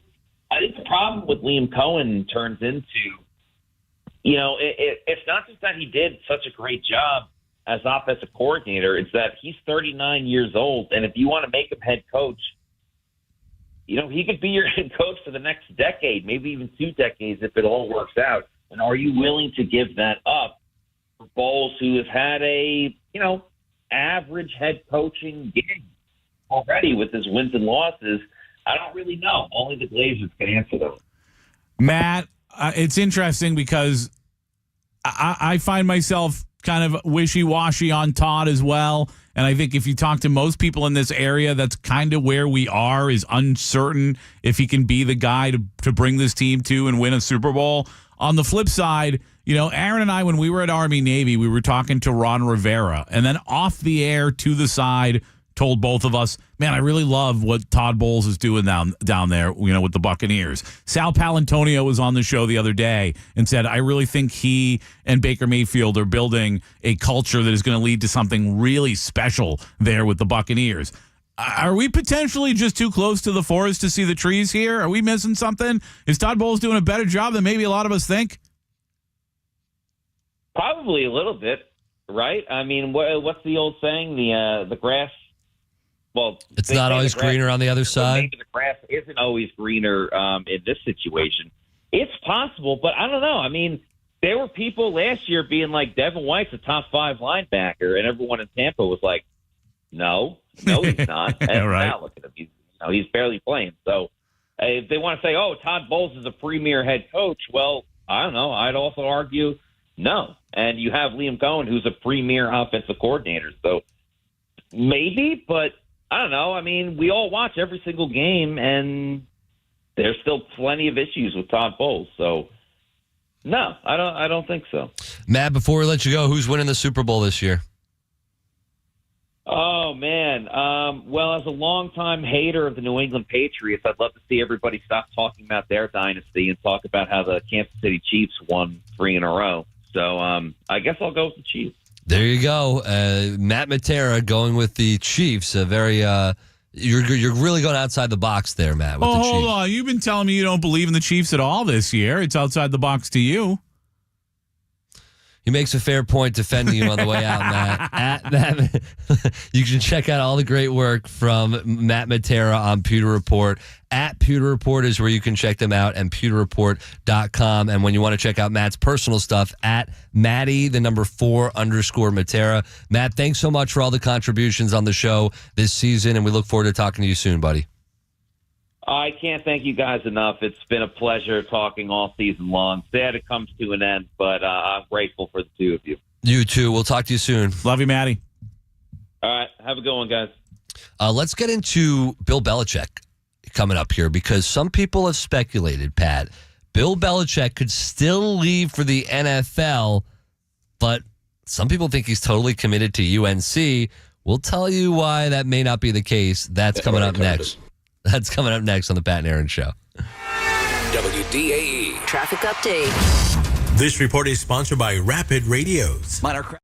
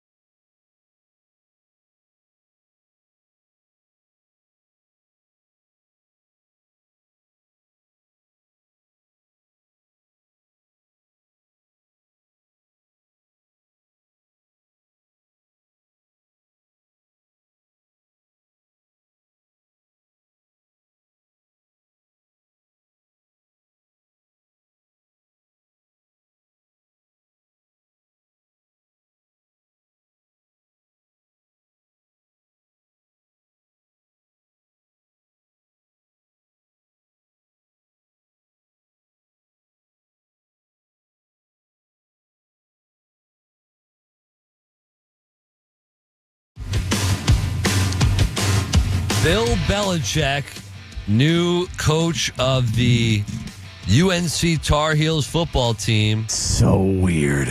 Or is he? It is so weird. It is really bizarre. His girlfriend has shut down rumors of him leaving UNC already. So maybe you can go by his girlfriend, or you can go by the fact that and make up your own mind. He hasn't, according to reports, Bill Belichick hasn't officially signed his contract at North Carolina yet. It's just paperwork, man. These things are commonplace in college football. That's what they say. So I don't know. You're right. That's what we're hearing here. Contracts very complicated. Blah blah blah blah blah. It takes a while to get things done. I mean, that's what his boy's telling us. Now, the details of the contract that apparently haven't been signed yet show that he had a $10 million buyout if he were to leave for another job before June 1st. What? The buyout drops to $1 million after June 1st, which has led to speculation over whether Belichick would be in Chapel Hill for the long haul. So the buyout, if he leaves for the NFL team, for an NFL team, it's a very bizarre terms. Do you, and I agree with you, do you want, if you're UNC or anybody else, do you want to hire a head coach who you have to have a buyout clause for before the first season? Like, it's one thing to have a buyout clause later in the contract or what, like in general in the contract, but to have to like write up a contract that protects you from if the guy leaves before the season even begins feels like a contract I don't want to have to do. Now, you know what I mean? Yeah, absolutely. But that's what comes with someone like Bill Belichick. Michael Lombardi, who's the GM of UNC now, somebody who has worked with Bill Belichick for many years, worked in the past with him, guy very knowledgeable inside of football. He has said, quote, I was with Bill every day during the fall. We talked about every single NFL job that could open up. Every time I would bring up one with hopes that he would be interested, he shot it down. He's where he wants to be. Why do you hope if you're him? If you're Michael Lombardi, why are you hoping that Bill wants an NFL job? Maybe. I guess because he's going to take you with him? Yeah, either take you with him or... He's like, I don't want to coach these damn kids. Right? He's the GM, but still. He's like, I don't want to be around these damn kids. But Bill Belichick has indicated he's going to be staying in Chapel Hill for the foreseeable future. He said, I didn't come here to leave. I think it would be a bad look. I think terrible look. What he did with the Jets to go to the Patriots, it's a totally different situation. It's also 100 years ago for a lot of people, right? Yeah, that is a totally different situation. Like, he probably will not walk into a locker room, NFL or college, where anybody knows anything about that situation. For some reason, Pat, the strangest thing of this whole thing to me is, why is his girlfriend, Jordan Hudson, who's in like her 20s, why is she the one coming out on Instagram going, he's overly committed to UNC? Why is she involved in this? Is it overly or overtly? She wears pants, man. All right, I saw somebody said earlier that it was overtly. They said they missed it. But are you sure they missed it or you missed it? I mean, it's what they said. I didn't miss anything because I didn't see it. It's what the person actually said was that they read overly first, and then they said actually it says overtly. Oh, okay. Yeah. She said overly committed in an Instagram post. I don't know why. Listen, I don't know. Has she dispelled the rumors that she's going to be taking classes at UNC while he's coaching there? That's funny. But don't you remember that was a Chris Mathis, who I think was Chris Mathis, although somebody on the text line alleged that he stole it from them. There's no way. Somebody said that Bill Belichick took the job, or I saw on the text line, they said Chris Mathis said Bill Belichick took the job at North Carolina so that his girlfriend could meet some more people her own age. We know Chris Mathis pretty well. You are a big part. Every now and then he surprises us. You think that I told you about his brain? seasoned comment the other day. That surprised you. Listen, this is a guy. He's witty. I don't know if you've told his claim on the air of a couple weeks ago of who he doesn't look at. I don't know if that's on the air. I mean, it makes him look great. I don't buy it at all. But you're telling me that it's not guy, that he doesn't look. He doesn't see. He doesn't see. He doesn't see I might as well say it because he's engaged. It's a great thing for him. He looks like the best person ever. Hero. So he's engaged now, and he said he doesn't notice other good-looking girls. Like if they walk by, he doesn't even see them. Doesn't even see them. Now that he's engaged. You're telling me that guy who doesn't even see them came up with that type of joke? I mean, could have. I'd be very impressed if he did. I mean, it's not a dirty joke. All right. So, yeah, you know what? I went to the Instagram page.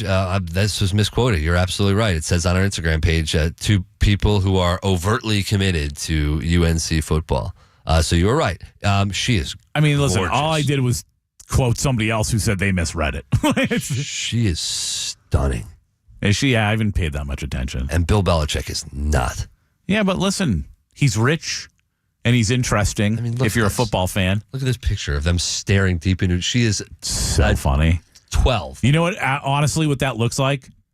A guy taking a photo with his daughter at her graduation and or wedding. Dude, you are so right. I mean, you absolutely nailed it. And that's disgusting. That he looks so proud that she is either A, about to get married, or B, about to graduate from college. That's what that photo looks like to me. You know, there's some old rich guys in football, specifically in football, that you look at and you're like, yeah, you would definitely date a girl 50 years younger than you. Hold on. If you're single and rich, why wouldn't you? Fine. But the point I'm trying to make is, and maybe this is ridiculous, you tell me, there are some people I'd look at and go, yeah, you look like that type of guy. Not that it's wrong in it, but like you look, Bill Belichick to me doesn't look like that type of guy. He doesn't. Like, I don't look at Bill and I'm like, Bill's going to end up as a girl. See, it's funny because on the one hand, I don't know that I agree with you. And then on the other hand, I think of the guy who used to do the car commercials here in Tampa. Remember that guy? Yeah. And he always had like this girl next to him that looked like she probably shouldn't be on a car commercial. Yeah, Caroline. Rest in peace to the guy. I think he passed away. Oh, my bad. Yeah, he passed away. Caroline. Hey, Caroline. Is that what he did? Yeah, he was like, hey, I didn't know that Caroline. part of it. I didn't know that part of it. Forgot his name. Rest in peace to him, though. Listen, don't be mad at Bill Belichick. That's all I'm saying. Like, I don't know what but he did literally. That photo that you showed me, it looked like a guy so excited that his daughter's about to graduate and or get married. It does. So yeah, I trust she knows everything going on with Bill. It would be such a bad look for Bill if he just right away turned away the UNC job, walked away from it, and went to the NFL. You can't do it. You can't do that right now. I don't think you can. You can't hand it off to your son yet. He can't coach. Your son can't coach at UNC yet. That's not happening at the moment. All right. On the other side, we've got Pick'em coming up. We've got a very special Pick'em coming up in just a few minutes. We've got Jeff Atnell. We only have a few Pick'ems left, Pat. I know. Who's the champ? What's the record right now? No, I think but it's who's fair winning? to say that I've clinched at this point unless I go like over in the next 2 weeks. He'd have to do pretty poorly. I'd have to do really bad the next 2 weeks. Here's the thing, though. We spice it up come Super Bowl time. We are not just going to pick the game come Super Bowl time. There's going to be props. There's going to be prop. Oh, picks. I remember because I was here last year for it. Yeah, you had a good season, Casey. Yeah, I did. Not. He's the only one over 500 on the text line. That's right. The car guy he used to go, it's going to be you. That's right. It's going to be you. That's right. It could be your proud grandfather by their age. You know what? You're right. He could very much be her grandfather more than her father. Bill's having the time of his life right now. No one's on cloud nine more than Bill Belichick right now. He better be careful, though, because if he's into girls that age, all of a sudden he's going to be around a lot of them. Yeah, well, listen, the joke that Chris Mathis apparently made, it's actually really funny, and it could be true. Very bizarre. All right, on the other side, we do have Pick'em coming up in just a few minutes. James Scholes, our favorite Olympian, is going to be in studio as well, and we're going to pick the games for this weekend. But before we do that, do not wait until hurricane season starts before you start to make sure and take the plans and precautions to make sure your home is safe. You can do that right now with my friends at Reese Windows and Doors. They've been installing the highest quality impact windows in Florida for over 50 years. Most impact windows are installed in just 6 to 8 weeks. Financing options available, including 0% for up to 4 years. And you can get a free quote today.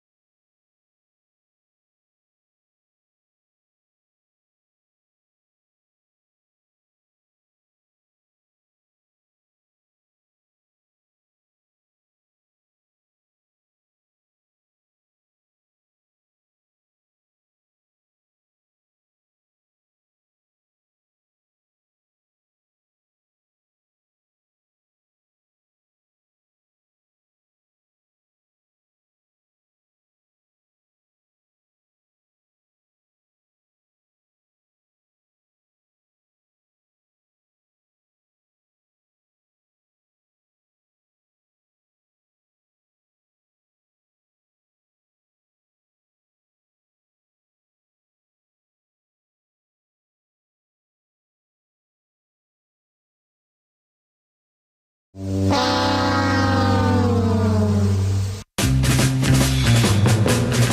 right. It is time for football pick'em here on the Pat and Aaron Show on 95.3 WDAE and AM 620. Jeff Attinella from Smack Apparel with us, of course. Football pick'em always brought to you by Smack Apparel, your home for the best T-shirts around sports, and also, of course, our friends at El Bandito Yankee Tequila, where we like to drink their tequila a lot. Let's just say that. It's really good tequila. Did you see the hat I got on right now? That's right. So smooth it is criminal, just like Aaron with his hat on right now. Jeff Attinella, again, back in studio with us. It's been a little while. Our guest picker today is our favorite Olympian, James Scholes. Of course, he's done a lot of different Olympic events, including we've got his paddle behind me here in the studio from when he does paddle boarding. He's doing all kinds of stuff. James, it's been a long time, man. It's good to see you in studio. How are you? Good. How are you guys doing? We're doing really good, and we're excited to pick football games with you this morning. And, of course, we'll start in college football where the national championship game is. I don't know where the hell my picks are, Aaron Jacobson. Notre Dame, Ohio State, the big game, the big matchup. Ohio State, they've steamrolled. They've looked like the most dominant team. Could they get it done? 8.5-point favorites happening Monday night. 7:30 kickoff time. You went right to the end. Well, that's what you said. You said college football. Oh, I did say that, didn't I? Yeah, what do you mean? Let's go. I put it. You let me off, dude. Pick 'em, baby. I mean, we always lead college football, but I did put that. You know, the fact that you led college football, then lost your sheet, and then I picked up on it, and Yeah, you I looked know. at me, you're like, you went right to the end. No, I went right to where you led me. To a It's T, true. baby. I went True. right to where you led Listen, me. what to else is new? slaughter. I thought Frank the Tank was coming on yesterday to tell us that Ben Zobrist was a Hall of Famer. Until I found out he's coming on to tell us that he wasn't, and we all already knew that. Pat leading me to slaughter. All right, Jeff Attinella, 8.5-point favorites, Ohio State. Who do you like? I was gonna say, just to confirm, we're talking college football, right? That's where we ended right there. Yeah. I'm gonna go with Smack Apparel. All right, we have our favorites because we have fan bases that we cheer for. We have shirts that we sell. You're Notre Dame, and we guys. have teams that we just need to win to kick the year off the right way. And that team is Notre Dame. Yeah. We are all in on Notre Dame. Good luck. So I wish we weren't all in on Notre Dame, given this matchup and how the teams have looked. But we are all in on Notre Dame. I'm going to take Notre Dame to cover. And you know what? I'm going to say a little prayer to touchdown Jesus that they win money line. Because that would be awesome. So give me Notre Dame. All right, James Scholes, Notre Dame against Ohio State in the national championship game. Ohio State 8.5-point favorites. Who do you have, James? Notre Dame. Oh, Notre Dame Dame. as well. Love it. No hesitation. Love it. Notre Dame. All right, my time. I don't trust Riley Leonard. Don't trust him at all. Give me Ohio State. That's gross. Give me Ohio State. 8.5. Yeah, I got to second that. Not only do I not trust Riley Leonard, but I've picked against Ohio State, I think, in every single week we've had pick 'em with Ohio State included, and I can't do it again. I've lost money on Ohio State betting against them, and I'm just not going to do that anymore. So Ohio State to cover and win. They're getting it done this year. I was so certain Ohio State was going to win the last week, even though I hate them so much, that I did put money on Ohio State. And then I got greedy and took the over as well and blew my money anyways and still lost that game. Welcome to gambling. I hate Ohio State so much. I really would love to see Notre Dame pull off the upset. I agree with you, Aaron. I just can't trust them to do it. And I want to go against Casey, too, to try to catch up because he's 6 games ahead of me and at least, me. So just go opposite of everything Casey does. But I does. can't. I got to be on. What, so I can lose by more? What if you win? So I can listen to him gloat even worse? If you're not first, you're last. Oh, I am. Exactly. So you tell him, I'm Jeff. the last one to take Ohio State in this one because I am going to take Ohio State. We'll go to the NFL where we've got the first 2 games, of course, coming up tomorrow. Houston at Kansas City. Kansas City has not been covering large spreads all season long, but we are talking about Andy Reid coming off of a bye week and in the playoffs. Can they cover an 8.5-point spread against the Houston Texans tomorrow? Jeff Attinella. I mean, they've pretty much been on like a bye month, so Andy Reid has had a ton of time. They haven't played meaningful football in a long time. I'm going to go with Kansas City in this one to cover the points. I think that Houston's defense, they showed out really well last week against the Chargers, but again, the Chargers didn't look too good. It took a couple weird plays for the offense to figure it out. I'm going to take Kansas City. They're a team that's on a mission, and again, I just don't think Houston has been really convincing this entire year, so give me Kansas City to cover the points. James Scholes, our guest picker today, our favorite Olympian in studio with us. I mean, what an honor to have our favorite Olympian in studio with us today. I'm going to go with Houston. Oh, he's going with right. the Texans. I think it's a smart pick until Kansas City can. I know Super Bowl accolades. Go win a game by double digits. Until you do that. Also, I think the time off could hurt them. 1 week's fine. 2 weeks, 3 weeks. Really, it's been 2 weeks. That's a long time to take off. I'm going to go with Houston after a big win last week to cover that. Yeah. Casey Warner. Yeah, I will third that. James picks Houston. Aaron picks Houston. I pick Houston to cover as well. Still holding on to that sliver of hope that Houston might make the Super Bowl for my Super Bowl pick. There's a player prop that I really like in this game. We'll talk about it on Chris and Casey tomorrow. Catch us 11 a.m. to 1 p.m. Great tease. Yeah, going on some player props tomorrow, and that is C.J. Stroud's passing yards. So I think he's going to have a good game. He's going to rebound from the season that he had in that sophomore slump, and they're going to cover. I don't know if they're going to win. I can only hope, but I think they will at least cover. I'll be on at 2 o'clock tomorrow while we're doing programming notes. The Kansas City Chiefs, well, they haven't looked like themselves all season long, but it's January.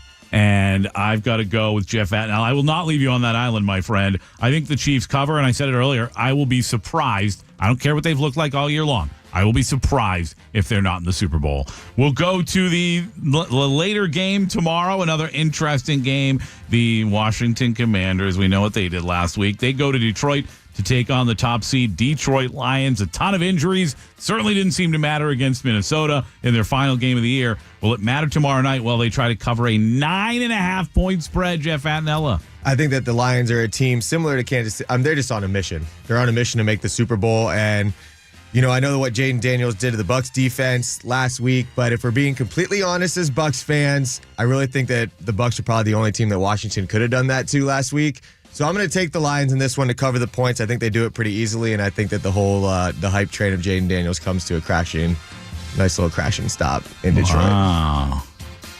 I think the hype train continues, even though they may lose. I'm saying the playoff hype, because everyone's like, oh, there's been no rookie to make it to a Super Bowl. It's like, all right, let's calm down. Yeah. Let's calm down with that talk. James Scholes, who do you have in this one? Detroit. You've got Detroit covering 9.5. That's 2 for 2, Jacobson. Washington struggles against the run. Montgomery's going to be back. Montgomery, Gibbs. 37-17, Detroit. Oh, he gave us a score and everything. Wow. Look at him. That's bold. Yeah. I can't go with the score, and I can't go that confident in Detroit. They still have a lot of injuries on defense. I really like Jaden Daniels' rushing prop in this game. We'll talk about that tomorrow on Chris and Casey. Make sure you listen. And double tease. Yeah, I'm going with Washington in this one to cover. I like Houston. I don't think they'll win necessarily, but I do think they'll cover. I think Jaden Daniels is going to show up in this game big time. While we're on the programming notes, my show will be at 2 o'clock tomorrow. All right, Yes. Casey and Warner. Rob Riley, too. I will leave you on that island today. I'm going to take Detroit as well. I agree with you. I think, Jeff, I think that they are on a mission, and I think they're going to win a lot like they did in Week 18. I think this thing is Detroit rolling over Washington on Saturday night. We'll move to Sunday, where Casey Warner, we know where he's going in this one. Well, we think.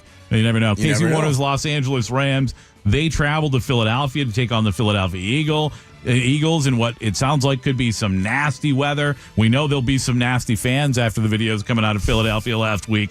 Jeff Atnella, can they cover 6.5 points against the LA Rams? I do think that Philadelphia covers these points. I think that the Rams are really good, but it's supposed to be like a snowstorm. The weather's supposed to be really challenging. It's supposed to be a difficult environment. And I think that if you're used to playing in those elements the way that Philadelphia is, that makes a really big difference when you're talking about, especially in a playoff game and a team that looks like they have Super Bowl aspirations. And again, just a programming note, we have great Philadelphia fan shirts on www.snackapparel.com. You can check that out every day, not just on Saturdays. You don't have to say www. I know. I was trying to think of how I could make that funnier. And then I kind of lost my thought process. James, anything you want to plug today before you pick the LA Rams or Philadelphia Eagles?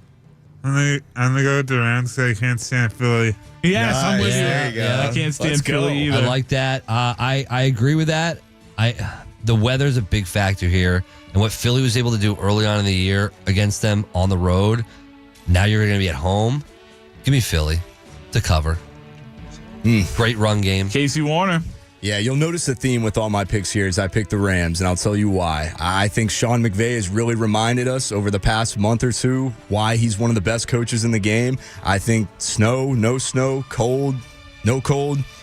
He comes with a great game plan in this game. I think it's at least a closer matchup than it was last time.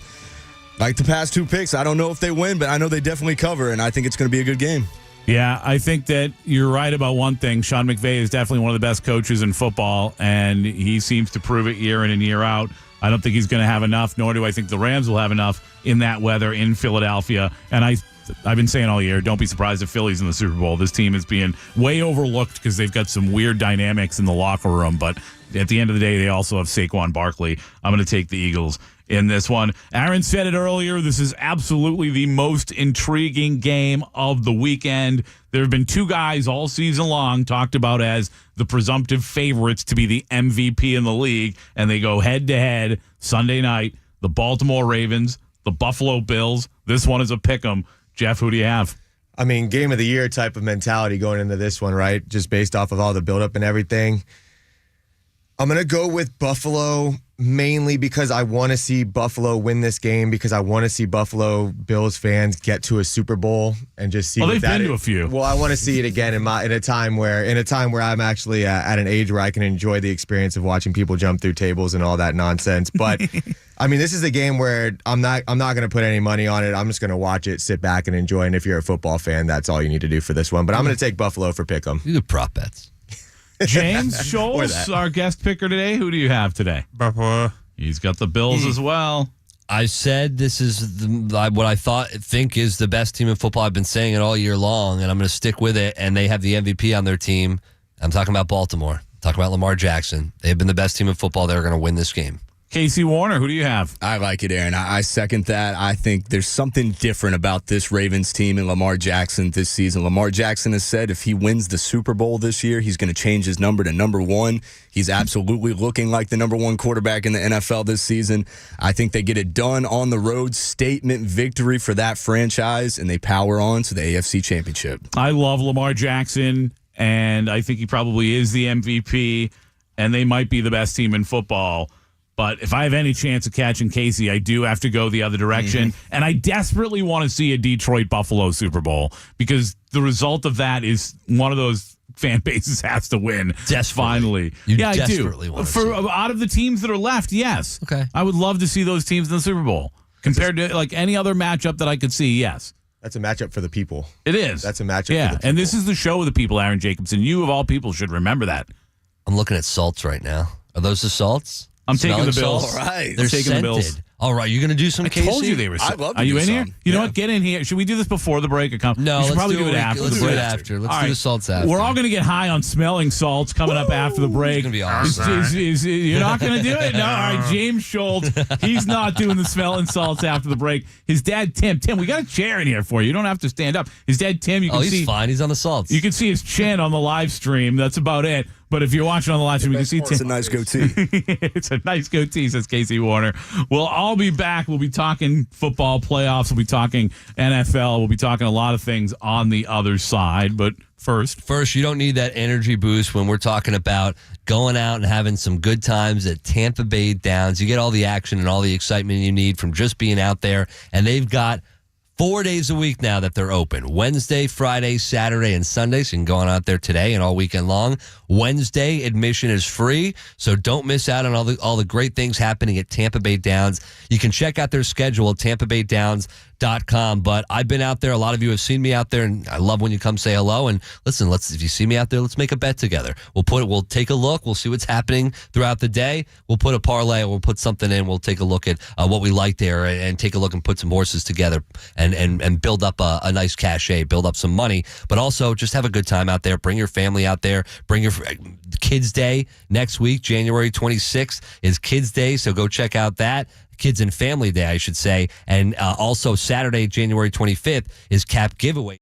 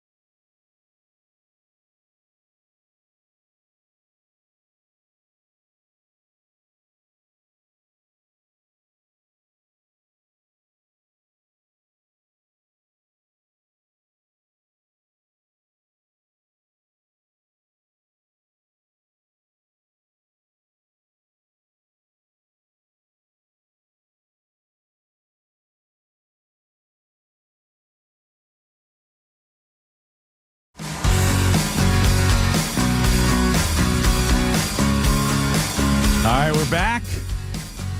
And we've got a lot to talk about. We're back and we've got a lot to talk about. But first, so Tim Scholes, who's in here with our favorite Olympian, his son, of course, James Scholes, he keeps saying he brought in the smelling salts for Aaron Jacobson today, which makes me a little upset because I love smelling salts too. I haven't done this in how long has it been? Like 6 years? It's been a while. We were definitely in middays when we did the salts, right? Yeah. So this I'm is our excited first, too. Yeah. Casey, are you salting it with us? Of course. Hey, Come on. I forget. Casey, did you used to do this in college when you were a football player? I never did it on the football field, but like somebody brought him to high school, I believe, as a joke one day, and I did it maybe like in class. So I never did it on the football field, but the dorm room was an awesome spot. I didn't use these to pump me up. I used these to party. Yeah. All right, so what do we do with these? You just open it and smell it, man. Oh, this isn't like the little packets. This It's is like, yes, it's in the whoa! jar. I didn't even have to put it to my face. Oh, it's just the jar? Dude, it's the jar. a You jar. pop it open and you hold it out here, and it will hit you. Thank goodness I didn't put my whole face in there. I'd pass out. I thought you had to do because usually it's the packets and you snap it and then it releases. You didn't even get close. You didn't This get is it just close straight enough. salt. Because this is like Yeah, you're soft, Aaron. Stop being so But soft. I mean, for the people on YouTube, they need to see you put it up to your nose. I think James doesn't need to see me like this. Nobody does. All right, I'm gonna Oh, you're soft. You put it in your nose. You put it in your face. All right, Casey, get Tough in there. guy. Oh my God! Whoa! Are you actually? Was he actually inhaling though? Yeah, I Is he don't going? know. Is he going Bill Clinton on that stuff? He I didn't don't- inhale. What is this stuff? Not that I fall victim of peer pressure, but if everybody's doing it, smelling salt. This is just. Look at my eyes. I know. Yeah, you're crying. You put it up in your face. Yeah, you're. Oh wow! Look at Jeff Adnell. Yeah, Whoa! Jeff. Whoa! that was too much. Guys, you're bad I need a influence. break. James, don't Football look at these guys. Friday. Don't look at these that was idiots. too Wow! Yeah, my bad. James is loving it. This is what. All right, make Casey's- sure you talk because I got to go try this out. This is what Casey's dorm room looked like. Everyone just like, that whoa. was a lot. That was a lot. Eyes are watering. This is. It looks like you guys just licked toad. Careful. Oh, Pat Donovan deep in the game. Yeah. Football Friday, baby. Right? That's so different. Pat can't even. Pat's head is spinning right now. Oh man, I'm gonna need to call off work today. You guys just look like you did meth. If I ever saw somebody do meth, if I had to Well, imagine that's what it so would much look like. more intense than like the things that I used to do it, use Dad. before soccer, like those little packets. Why do you used do to be able that? to put that up to your nose? Did James just say, "Don't do it, Dad"? I think he just said, "Don't do it." Good, Dad. Why do you do that? Oh my God! Look at Pat's eye. Pat, get the camera Where's on he you. crying? So in there. Where's the camera? Oh no, get over here. Pat's crying. We can cry together, Pat. Why are we doing this? What kind of activity is this? Let me get one more before we stop talking about Well, it. it feels like it clears your sinuses out. Let me get one more You got rip. that issue. Everyone Oh, it looks like does. they're having a good No time. I'm the only one who congestion didn't get the here. full. Oh my gosh, that was intense. This is that's not what the other ones were. That can't be healthy. That No. can't be good for your You brain. should bury this. It can't be good You for should you. bury that forever. You have to bury us. Pat, what are you? You just lost yourself. You're gone. Look at you. Because I went full. I should've- told you. I tried to warn you. I'm so stupid. Yeah, you are. Tim said that you hold it like chest high, and I put it right up to my nose like some kind of idiot. As did I. Same. And like You guys are morons. I listen to instructions. I'm completely fine. I got the jolt of energy I needed. And Pat's crying, and he can't do his job anymore. I can't do my job anymore. You look like. Oh my! And all right. Thank you for. I want to go run a marathon. This ruined Yeah. segment brought to you by Tim's Smelling Salts. Anyways, football, right? Go football. Go football, We love guys. football. People are listening like, what the heck By the is way- going on this Friday? Bubble gum my ass.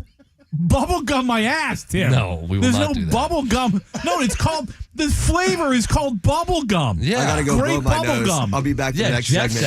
out. You're done. Like, you're done. No. You leave that. If you leave, you're not in for the next segment. Oh my god! If you leave this studio, you can't be on for the next segment. I gotta blow my nose, man. No, you just hang in there, buddy. You know what, guys? Yeah. I've just birthed a new idea. I think I'm going to do this as soon as I wake up every morning. Because, I mean, like, I feel like a new man. What are you I'm talking not tired about? at all. I don't even need a nap today now. Look at Oh how my about salt? goodness. How about Salt Saturdays on the Chris and Casey show? Wow. I mean, this is something else. It's not going to last for hours. I know that, but I mean, like, now I'm kicking, baby. Let's go. There are illegal drugs that don't do this to you. Kids don't do this. Don't. Parents don't do home. this. You do it? No. No, James. I don't want you touching this stuff, James. I don't want you touching this If I stuff. didn't have tequila, this bad to me. You know what? I'm taking this away from you. You do that. You do that on the paddle board. You'll become a motorboat. All right. I don't want this thing near you. I can't believe I can't believe you're going in for more. Because I did it like an adult. I held it to my chest. I listened to the instructions. Now I can do the show. You two. We're doing the show. You two, if you could see your eyes right now and your faces, you two look like, I would kick you out of the house if I was your parents. I wouldn't let you back in. You wouldn't let me back in? No. Well, I need a home. No, it's not like Pat's eyes have never not looked like that before. And Casey's like, Aaron, are you here when Pat gets here in the morning? All right, let's get into it. Let's get back into football here. We got some job openings in the NFL. There's got to be a real adult in the room here. Well, let it be you. The Jets, the Raiders, the Jags, the Titans, and the Saints. Those are the jobs that remain open. Mike Vrabel, of course, went to the Patriots. Not the Titans. Jags, Raiders, Jets, Saints, and is that it? Is that the only ones left? There's 6. We just ranked him yesterday. Jags, Raiders. What do you mean Jets, not the Titans? Did I miss something? Saints. Did they hire someone? No, the Titans still have Brian Callahan. Why did I think that they... We literally went over this last night in the text message. I said, you made a mistake. Here's a correction. Here's the 6 jobs. You left one out. The Bears, Cowboys, Saints, and the NFC. Yeah, remember? that's right. He left those out. All right, that's fine. I'll going by his sheet. What a segment, man. Well, I'm going by his sheet. But the Jags, the Raiders, the Jets, the Saints, the Cowboys, and the Bears. Mike Vrabel hired by the Patriots. The one thing I'm worried about is Liam Cohen going to the Jags. I don't care who else goes anywhere. Fine. Great. But well, listen. We haven't heard a lot about who the Raiders are looking at when it comes to head coach. We know who they're looking at GM. You have to wonder if Spytek went to the Raiders, if he would start sniffing around Liam Cohen too. And that's where I'm more worried about Very Liam. punny, Pat. I'm worried about Liam Cohen more than anything. Very what? The sniffing reference. Oh, I didn't even, yeah. I'm worried about Liam Cohen more than anything, more than that. And of course, you can make that, that you can create that tie of if Spytek goes to the Raiders, then they might want Liam Cohen. But most important is Liam Cohen, in my mind, retaining him. Right, no doubt about it. That's huge for the Buccaneers. I have a question for you guys if we have a little bit of time. Yeah, we got, yeah. So Liam Second Cohen, right? So. Do you think that these offensive coordinators now, these creative offensive coordinators, are just out there somewhere to be found? I mean, we found him at the University of Kentucky. He's also like the 8th pick. Do you think that do you think that it is as important to retain a guy like that? Or do you think that there are more people out there that are, I know it's hard for me to speak because I can't open my left eye. You're a joke. But you know what I'm saying? Yeah, but you know what? Why take a chance? Yeah, I'm sure they're out there. These young guys are coming up left and right in this with these offensive minds. But you struck gold with Liam Cohen after you lost Dave Canales. Why would you even let yourself be put in that position to have to do that again? Well, you don't really have a choice. You don't really have a choice. Well, you don't, but you do. Look, you got to just throw a lot of money in. I've made the argument that you should give him a raise and you should offer him assistant head coach and the opportunity to replace Todd Bowles when that time comes. Give him an offer he can't refuse. When Todd Bowles decides. But there isn't one. There isn't an offer that he, quote unquote, can't refuse. He might, if he wants to be a head coach, it's going to be more important than a couple bucks. We know he wants to be a head coach. Does he want to be a head coach right now? I don't think he's in a rush. He certainly made it sound like he's not in a rush. Well, these head coaching jobs, they open up every year. It doesn't matter. I mean, every single season there's going to be head coaching open opportunities. So it's one of those things where I think that he could be looking at this as I could continue to build this in Tampa. We have something good going on, and the jobs are only going to get better. The opportunities are only going to get better if you have that type of success. Pat can't look me in the eyes because I can't open my left eye. I think I might have an issue over here, boys. You really do. Go smack apparel. All right. All right, go to the bathroom. Jeff, go to the bathroom. I'm in. Oh, my God. I just don't have access to the left side of my face for the next 24 hours, I don't think. You look really down and out, dude. You might be allergic to salt. You might be having a reaction. No, it's just, I don't know what's going on. No, that's scary. You might actually be having a reaction to the salts, dude. Yeah, it's not good. Okay, go. We'll figure this out. We got to go. Are you recording all that over there? Oh, this is going to be great social media later. Maybe the worst of the best segment ever. Yes. I haven't decided yet. I have not decided yet. I've tried to ruin it in several ways. Yeah. Listen, it's Friday. Hey, around here, we're a bunch of idiots. But There are great, smart people out there. They're just not in this room right now. But around here, only one jewelry store reigns supreme. Above all the ordinary stores, International Diamond Center stands alone. IDC is a Florida-based company with international connections that go back for decades. The owner used to be a huge supplier for diamond and jewelry stores all over the eastern seaboard. With IDC, you get access to one of the nation's largest selections of real, rare, natural, precious diamonds, certified by the GIA, the world's most trusted gem lab. No middleman markups, no broker fees, no pricing games, just straight up value on every diamond, all shapes and all sizes. And if you're considering a diamond purchase, you must talk to the experts at IDC and let them help you avoid all the pitfalls. They're non-commissioned IDC experts, and they're going to show you how the diamonds are priced on the world market, and they're going to teach you the tricks and how you can max out on your budget without compromises. They're going to show you multiple diamonds in your size and your price range. That's important, so you can choose the one that makes the most sense for you. So listen up here. Buying a diamond, we know it's very risky, but with these days it can be risky. You got to get educated, and that's exactly what International Diamond Center is going to do. They're going to make sure that you don't get taken advantage of. IDC, International Diamond Center, it's your first and last stop. Trust me, Pat and I know this, and you're going to know this as well. IDC's trusted diamond experts, Tampa, Clearwater, Lakeland, and Sarasota. ShopIDC.com. What do the Bucs have to do to be playing at this time next year? We'll get into it next. It's the Pat and Aaron Show on 95.3 WDAE.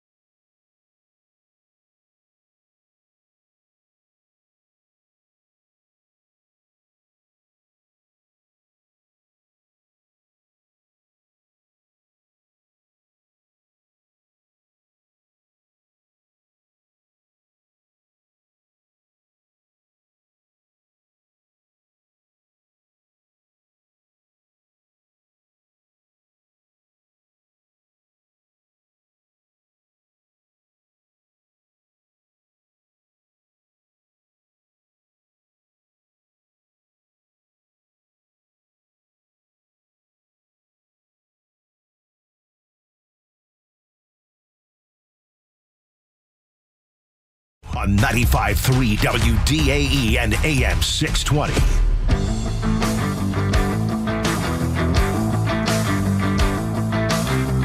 Unbelievable time on the Pat and Aaron Show this morning on the Bartow Ford DA text line. Christian in Tampa texted in and said, I just found my fantasy football team for next season.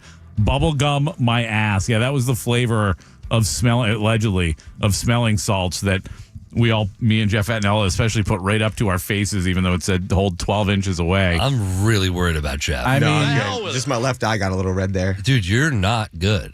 I'm good. You're not. I'm good. I'm looking at you. Two questions. That's mean. Two questions, Jeff Attinella. I will start with you. What do the Bucs have to do to be playing at this time next season? And will you be around for it? Yeah. As long as I don't put those up to my nose anymore, I think I'll be all right. I was thinking about this on the drive over. I think the Bucs, they need to just get some dudes on defense.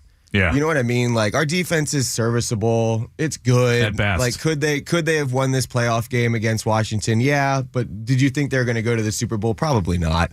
And I think they're just missing dudes. Like, they need somebody that's just a complete game wrecker on that defense. And if you think about the Super Bowl team, I know that, like, Devin White's reputation here has fallen off. But during that Super Bowl run, he was fantastic. He was a dude. But who is that dude? That's the thing. I don't know. It's like, I think they need to go out in free agency and get one. Or it's Antoine Winfield Jr. when he's right. It is Antoine Winfield Jr. when he's right. You need more than just that dude. Like, you said who is that dude? No. Who's a dude they can get? Who's a guy? When we know in the draft they have to address this defense. We know that. Maybe even go defense the entire way. Depending on what happened with Chris Godwin. Depends if they part ways with Chris Godwin and don't get another receiver, free agent receiver, they're going to have to draft a receiver. Even if Godwin were to walk, I would be fine with them drafting all defense. I would. You can find, like they did with Sterling Shepard this year. Like, there are guys you can find to plug in that can play.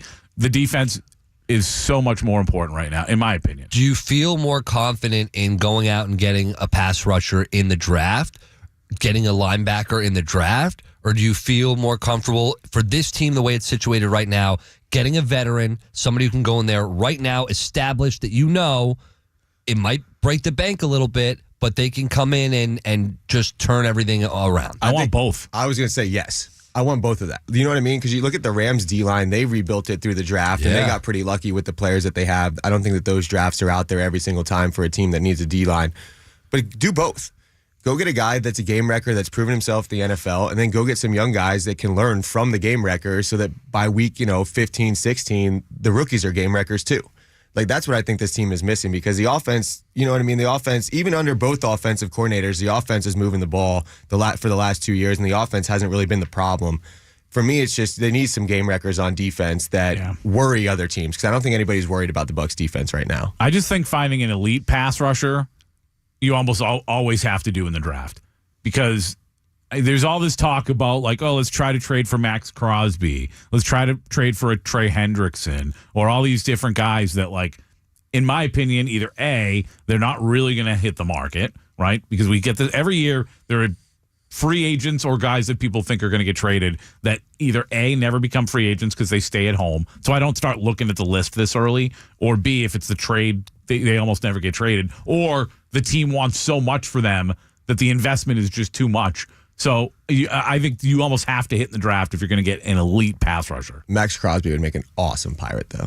If you're talking about, like, people that fit the bill for Tampa Bay. I'd trade for him right now if I could. He'd be a phenomenal Pirate on some floats during Gasparilla. For me, if I was Jason Light, and I don't know that he would agree with this, I'd be willing to give up 2 1s for Crosby. I really would. I think it all depends on how Super Bowl ready you think this team is. If you're the GM of this team, it's all about, do I really think that we are 1 or 2 players away from possibly winning a Super Bowl? And if you truly believe that, then you leverage your future a little bit for the present. Yep. And maybe if a guy like Cohen decides to stick around and you only have him for 1 more year because you know that he wants to go get a head coaching job, maybe those are the types of moves that you make. It's win now mode. Crosby's the type of attitude that I want. That's the type of attitude I want from a guy who's going to just be mauling quarterbacks. It is something that passes on through and is transferable to everyone who's around him. So that kind of life and energy is what this defense needs. His motor never stops. To your point, he's on a roster on a team where you see guys where their motor is stopped, and he just keeps going, and he just keeps getting after it. And, like, he's one of my favorite players in the league. And this is why I've said before, by the way, I'd be a bad GM because I'd overinvest in a guy like Crosby. I'd keep guys around for too long. Like, I'm with the guys that have been here, I'm too emotional of a guy to be a good GM. Yeah, you got to be cutthroat. But yeah, you have to. But I would totally invest in a guy like that.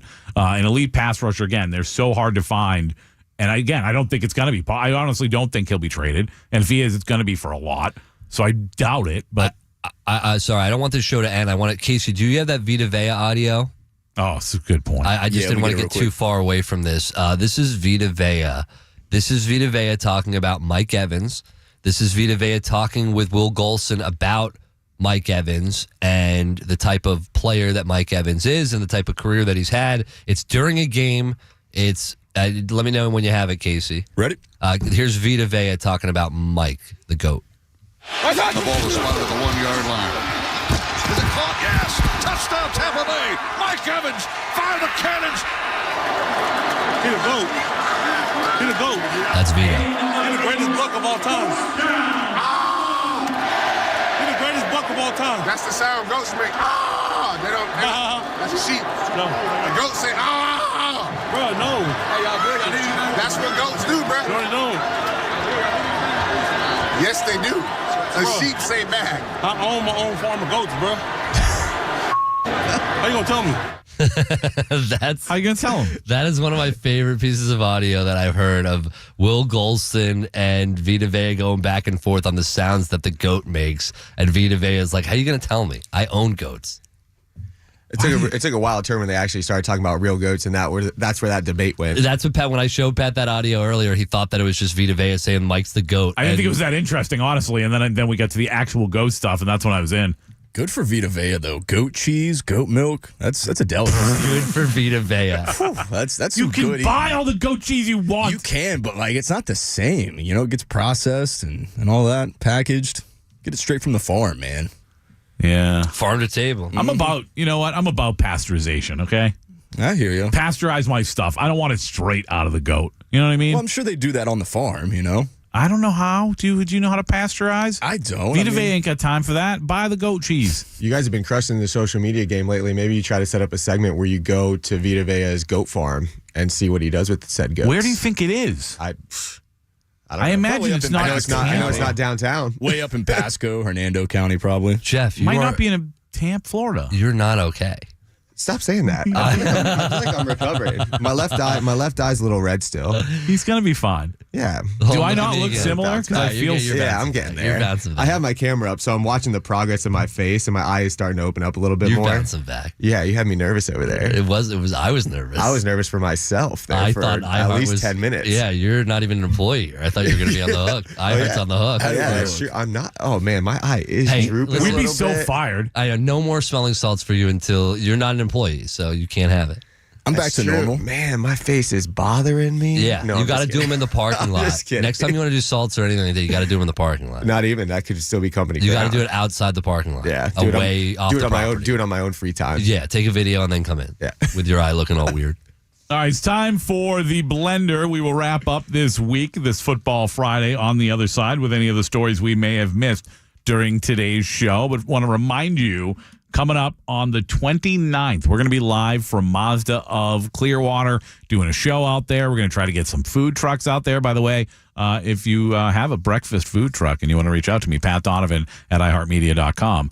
We're looking for food trucks to come out there. It's going to be a blast regardless. We're going to do some games. We're going to have some giveaways. And by the way, while you're there, you can check out a beautiful brand new Mazda. And if you haven't test driven a Mazda, I really do suggest it because I honestly had never thought about buying a Mazda before I was told, hey, go check out Mazda. And I did. I checked out Mazda of Clearwater. And not only do I love my Mazda 3, but the car buying experience was the best of my life. Go for yourself and find out why it'll be the best of your life. You can check them out online at MazdaofClearwater.com. But I really suggest going in person right on US 19, just south of Roosevelt and East Bay Drive. And again, come check us out on the 29th. We'll be out there having a blast.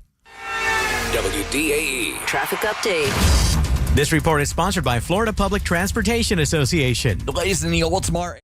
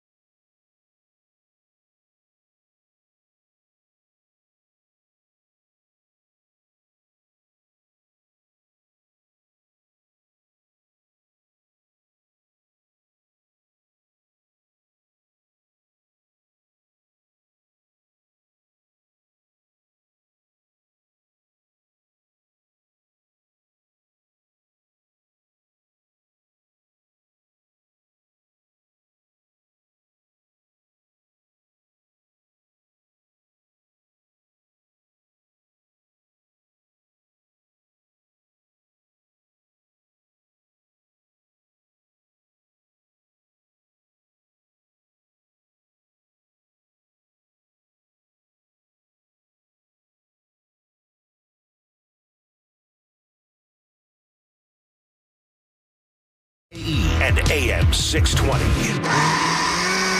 The Blender. The Blender on the Pat Aaron Show is brought to you by Mazda of Clearwater. If you're thinking about a new or pre-owned vehicle, the choice is clear. It is Mazda of Clearwater. I'm feeling bad about myself now. James Scholl's in studio with us, our favorite Olympian, and he looked at me and called me an old guy. Really? Yeah, he laughed at me for being an old guy on TikTok. Love that. Well, he didn't say that to me. You remember what Ian said yesterday? You're not really an old guy. Oh, thanks. Yeah, compared to Beckles, for sure. Beckles is still everyone's young. Oh, you just called Beckles old. Listen, he's not old, but he's not young. He knows that. Everyone's young compared to somebody. That's true. That's true. Good point. Like when you're getting close to 60, which Ian is, he'll be the first to tell you. Especially the beating his body has taken. Everyone says I'm young at heart, but I'm young at mind because I'm definitely the least mature person in this room, for instance. I don't know about that. You don't know? Who do you think is the least mature person in this room? Oh, his dad. He's pointing to his dad. Oh, man. I listen, I could believe that. He salted us all up this morning. It was not very mature. I will say the left side of my face is starting to work again, and I have a lot of energy. Yeah, so I think it definitely did the job of waking you up. I thought you had, I was worried about you. Like, I thought you had an allergic reaction for a second there. Yeah, I was man down there. I'm happy you're okay, man. About 10 minutes. By the way, to be 100% serious for a minute, my thoughts to our good friend Mike Mahoney. Anybody who missed it, he actually he suffered a stroke. And he's doing okay. No. I texted with him last night. But for any of our listeners from the Real Animals Show, anybody who knows Mike Mahoney, just one of my favorite people in Tampa. So I think he's doing okay. So he is texting back with you? Yeah, I texted him. I texted with him last night. Good. And it was somebody else who shared a photo of Mike in his hospital room. Like stroke 0, Mahoney 1. So you're not sharing pictures like that on Facebook unless things are pretty good. Knowing Mahoney, you never know. Well, like I said, it was a friend of his who shared the photo.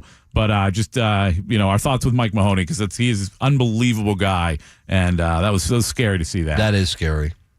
Casey Warner, what have we missed during today's program, young man? Yeah, we have missed quite a bit, and once again, got to shout out the great Bob Uecker. Rest in peace. The hell with it. You can't say I'm on the air. Don't worry, nobody's listening anyway. Yeah, Bob Uecker, rest in peace. 90 years old, Baseball Hall of Famer, awesome broadcaster, Major League, did it all. Great guy. Rest in peace once again to him. And what we missed is the Cowboys. They are still searching for a head coach. Some say that Deion Sanders may be a rumor that he is going to interview. Well, he's a rumor. I don't know if he's an actual candidate. Yeah. Some say that he may be talking to Jerry Jones. Nobody really knows. But one thing is for certain. He put out a statement that said basically that he wasn't interested. We'll see.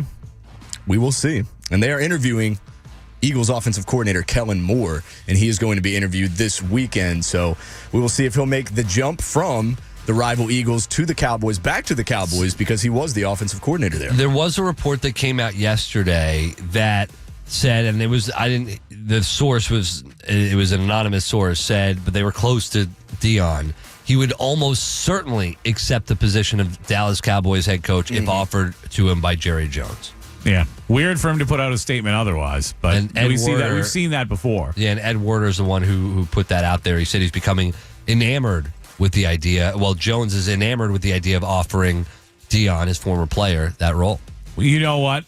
I don't know about you guys, but I'm not surprised by the Jerry Jones side of things because as much as I don't think he's necessarily the guy that a lot of people portray him as, I think he feels Father Time breathing down his neck. And he wants another one. And I think he as much as Kellen Moore might be the guy, maybe should be the guy in Dallas for a lot of reasons, I think he's not sexy enough for Jerry Jones right now. I was going to say, too, it's also great business. Jerry Jones, the Dallas Cowboys are a monster business. If they bring in Deion Sanders, I mean, they're going to be talked about literally at the head of every single segment for the rest of all time. Which would be extremely annoying, but at the same time, it's big business if you bring him in to be the head coach. Yeah.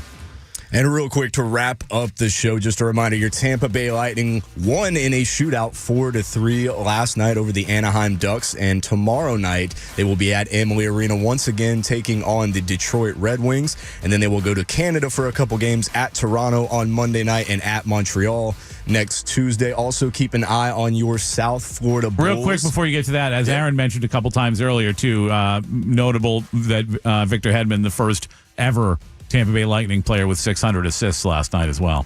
Oh. Not all Big 600 time. last night, but he got to 600 last night. Big milestone. Congrats to Hetty. So we got the South Florida Bulls in town tomorrow night. They will be at home at the Yuengling Center against Tulsa. You can catch that game at 3 p.m. They have stumbled as of late. Yeah, they lost money when I bet them against UAB the other night. Yeah, it didn't look good against UAB. 92-83 loss on Wednesday night, and then they dropped one to Tulane last Saturday. They are now 2-2 in American Athletic Conference play as they get into the heart of their American Athletic Conference schedule. All right, that is the blender on the Pat and Aaron Show as we wrap this puppy up. Jeff Attinella, anything new on SmackApparel.com? Any new shirts for the Natty or anything like that? Or? Well, we are cheering. I don't think a lot of Bucs fans. Sorry, I don't know if a lot of Bucs fans know about Run 813. I think that's still. Yeah, that one. You know, I think that one's probably going to be a little bit on reserve for next year now. Yeah, now that the season's over, but.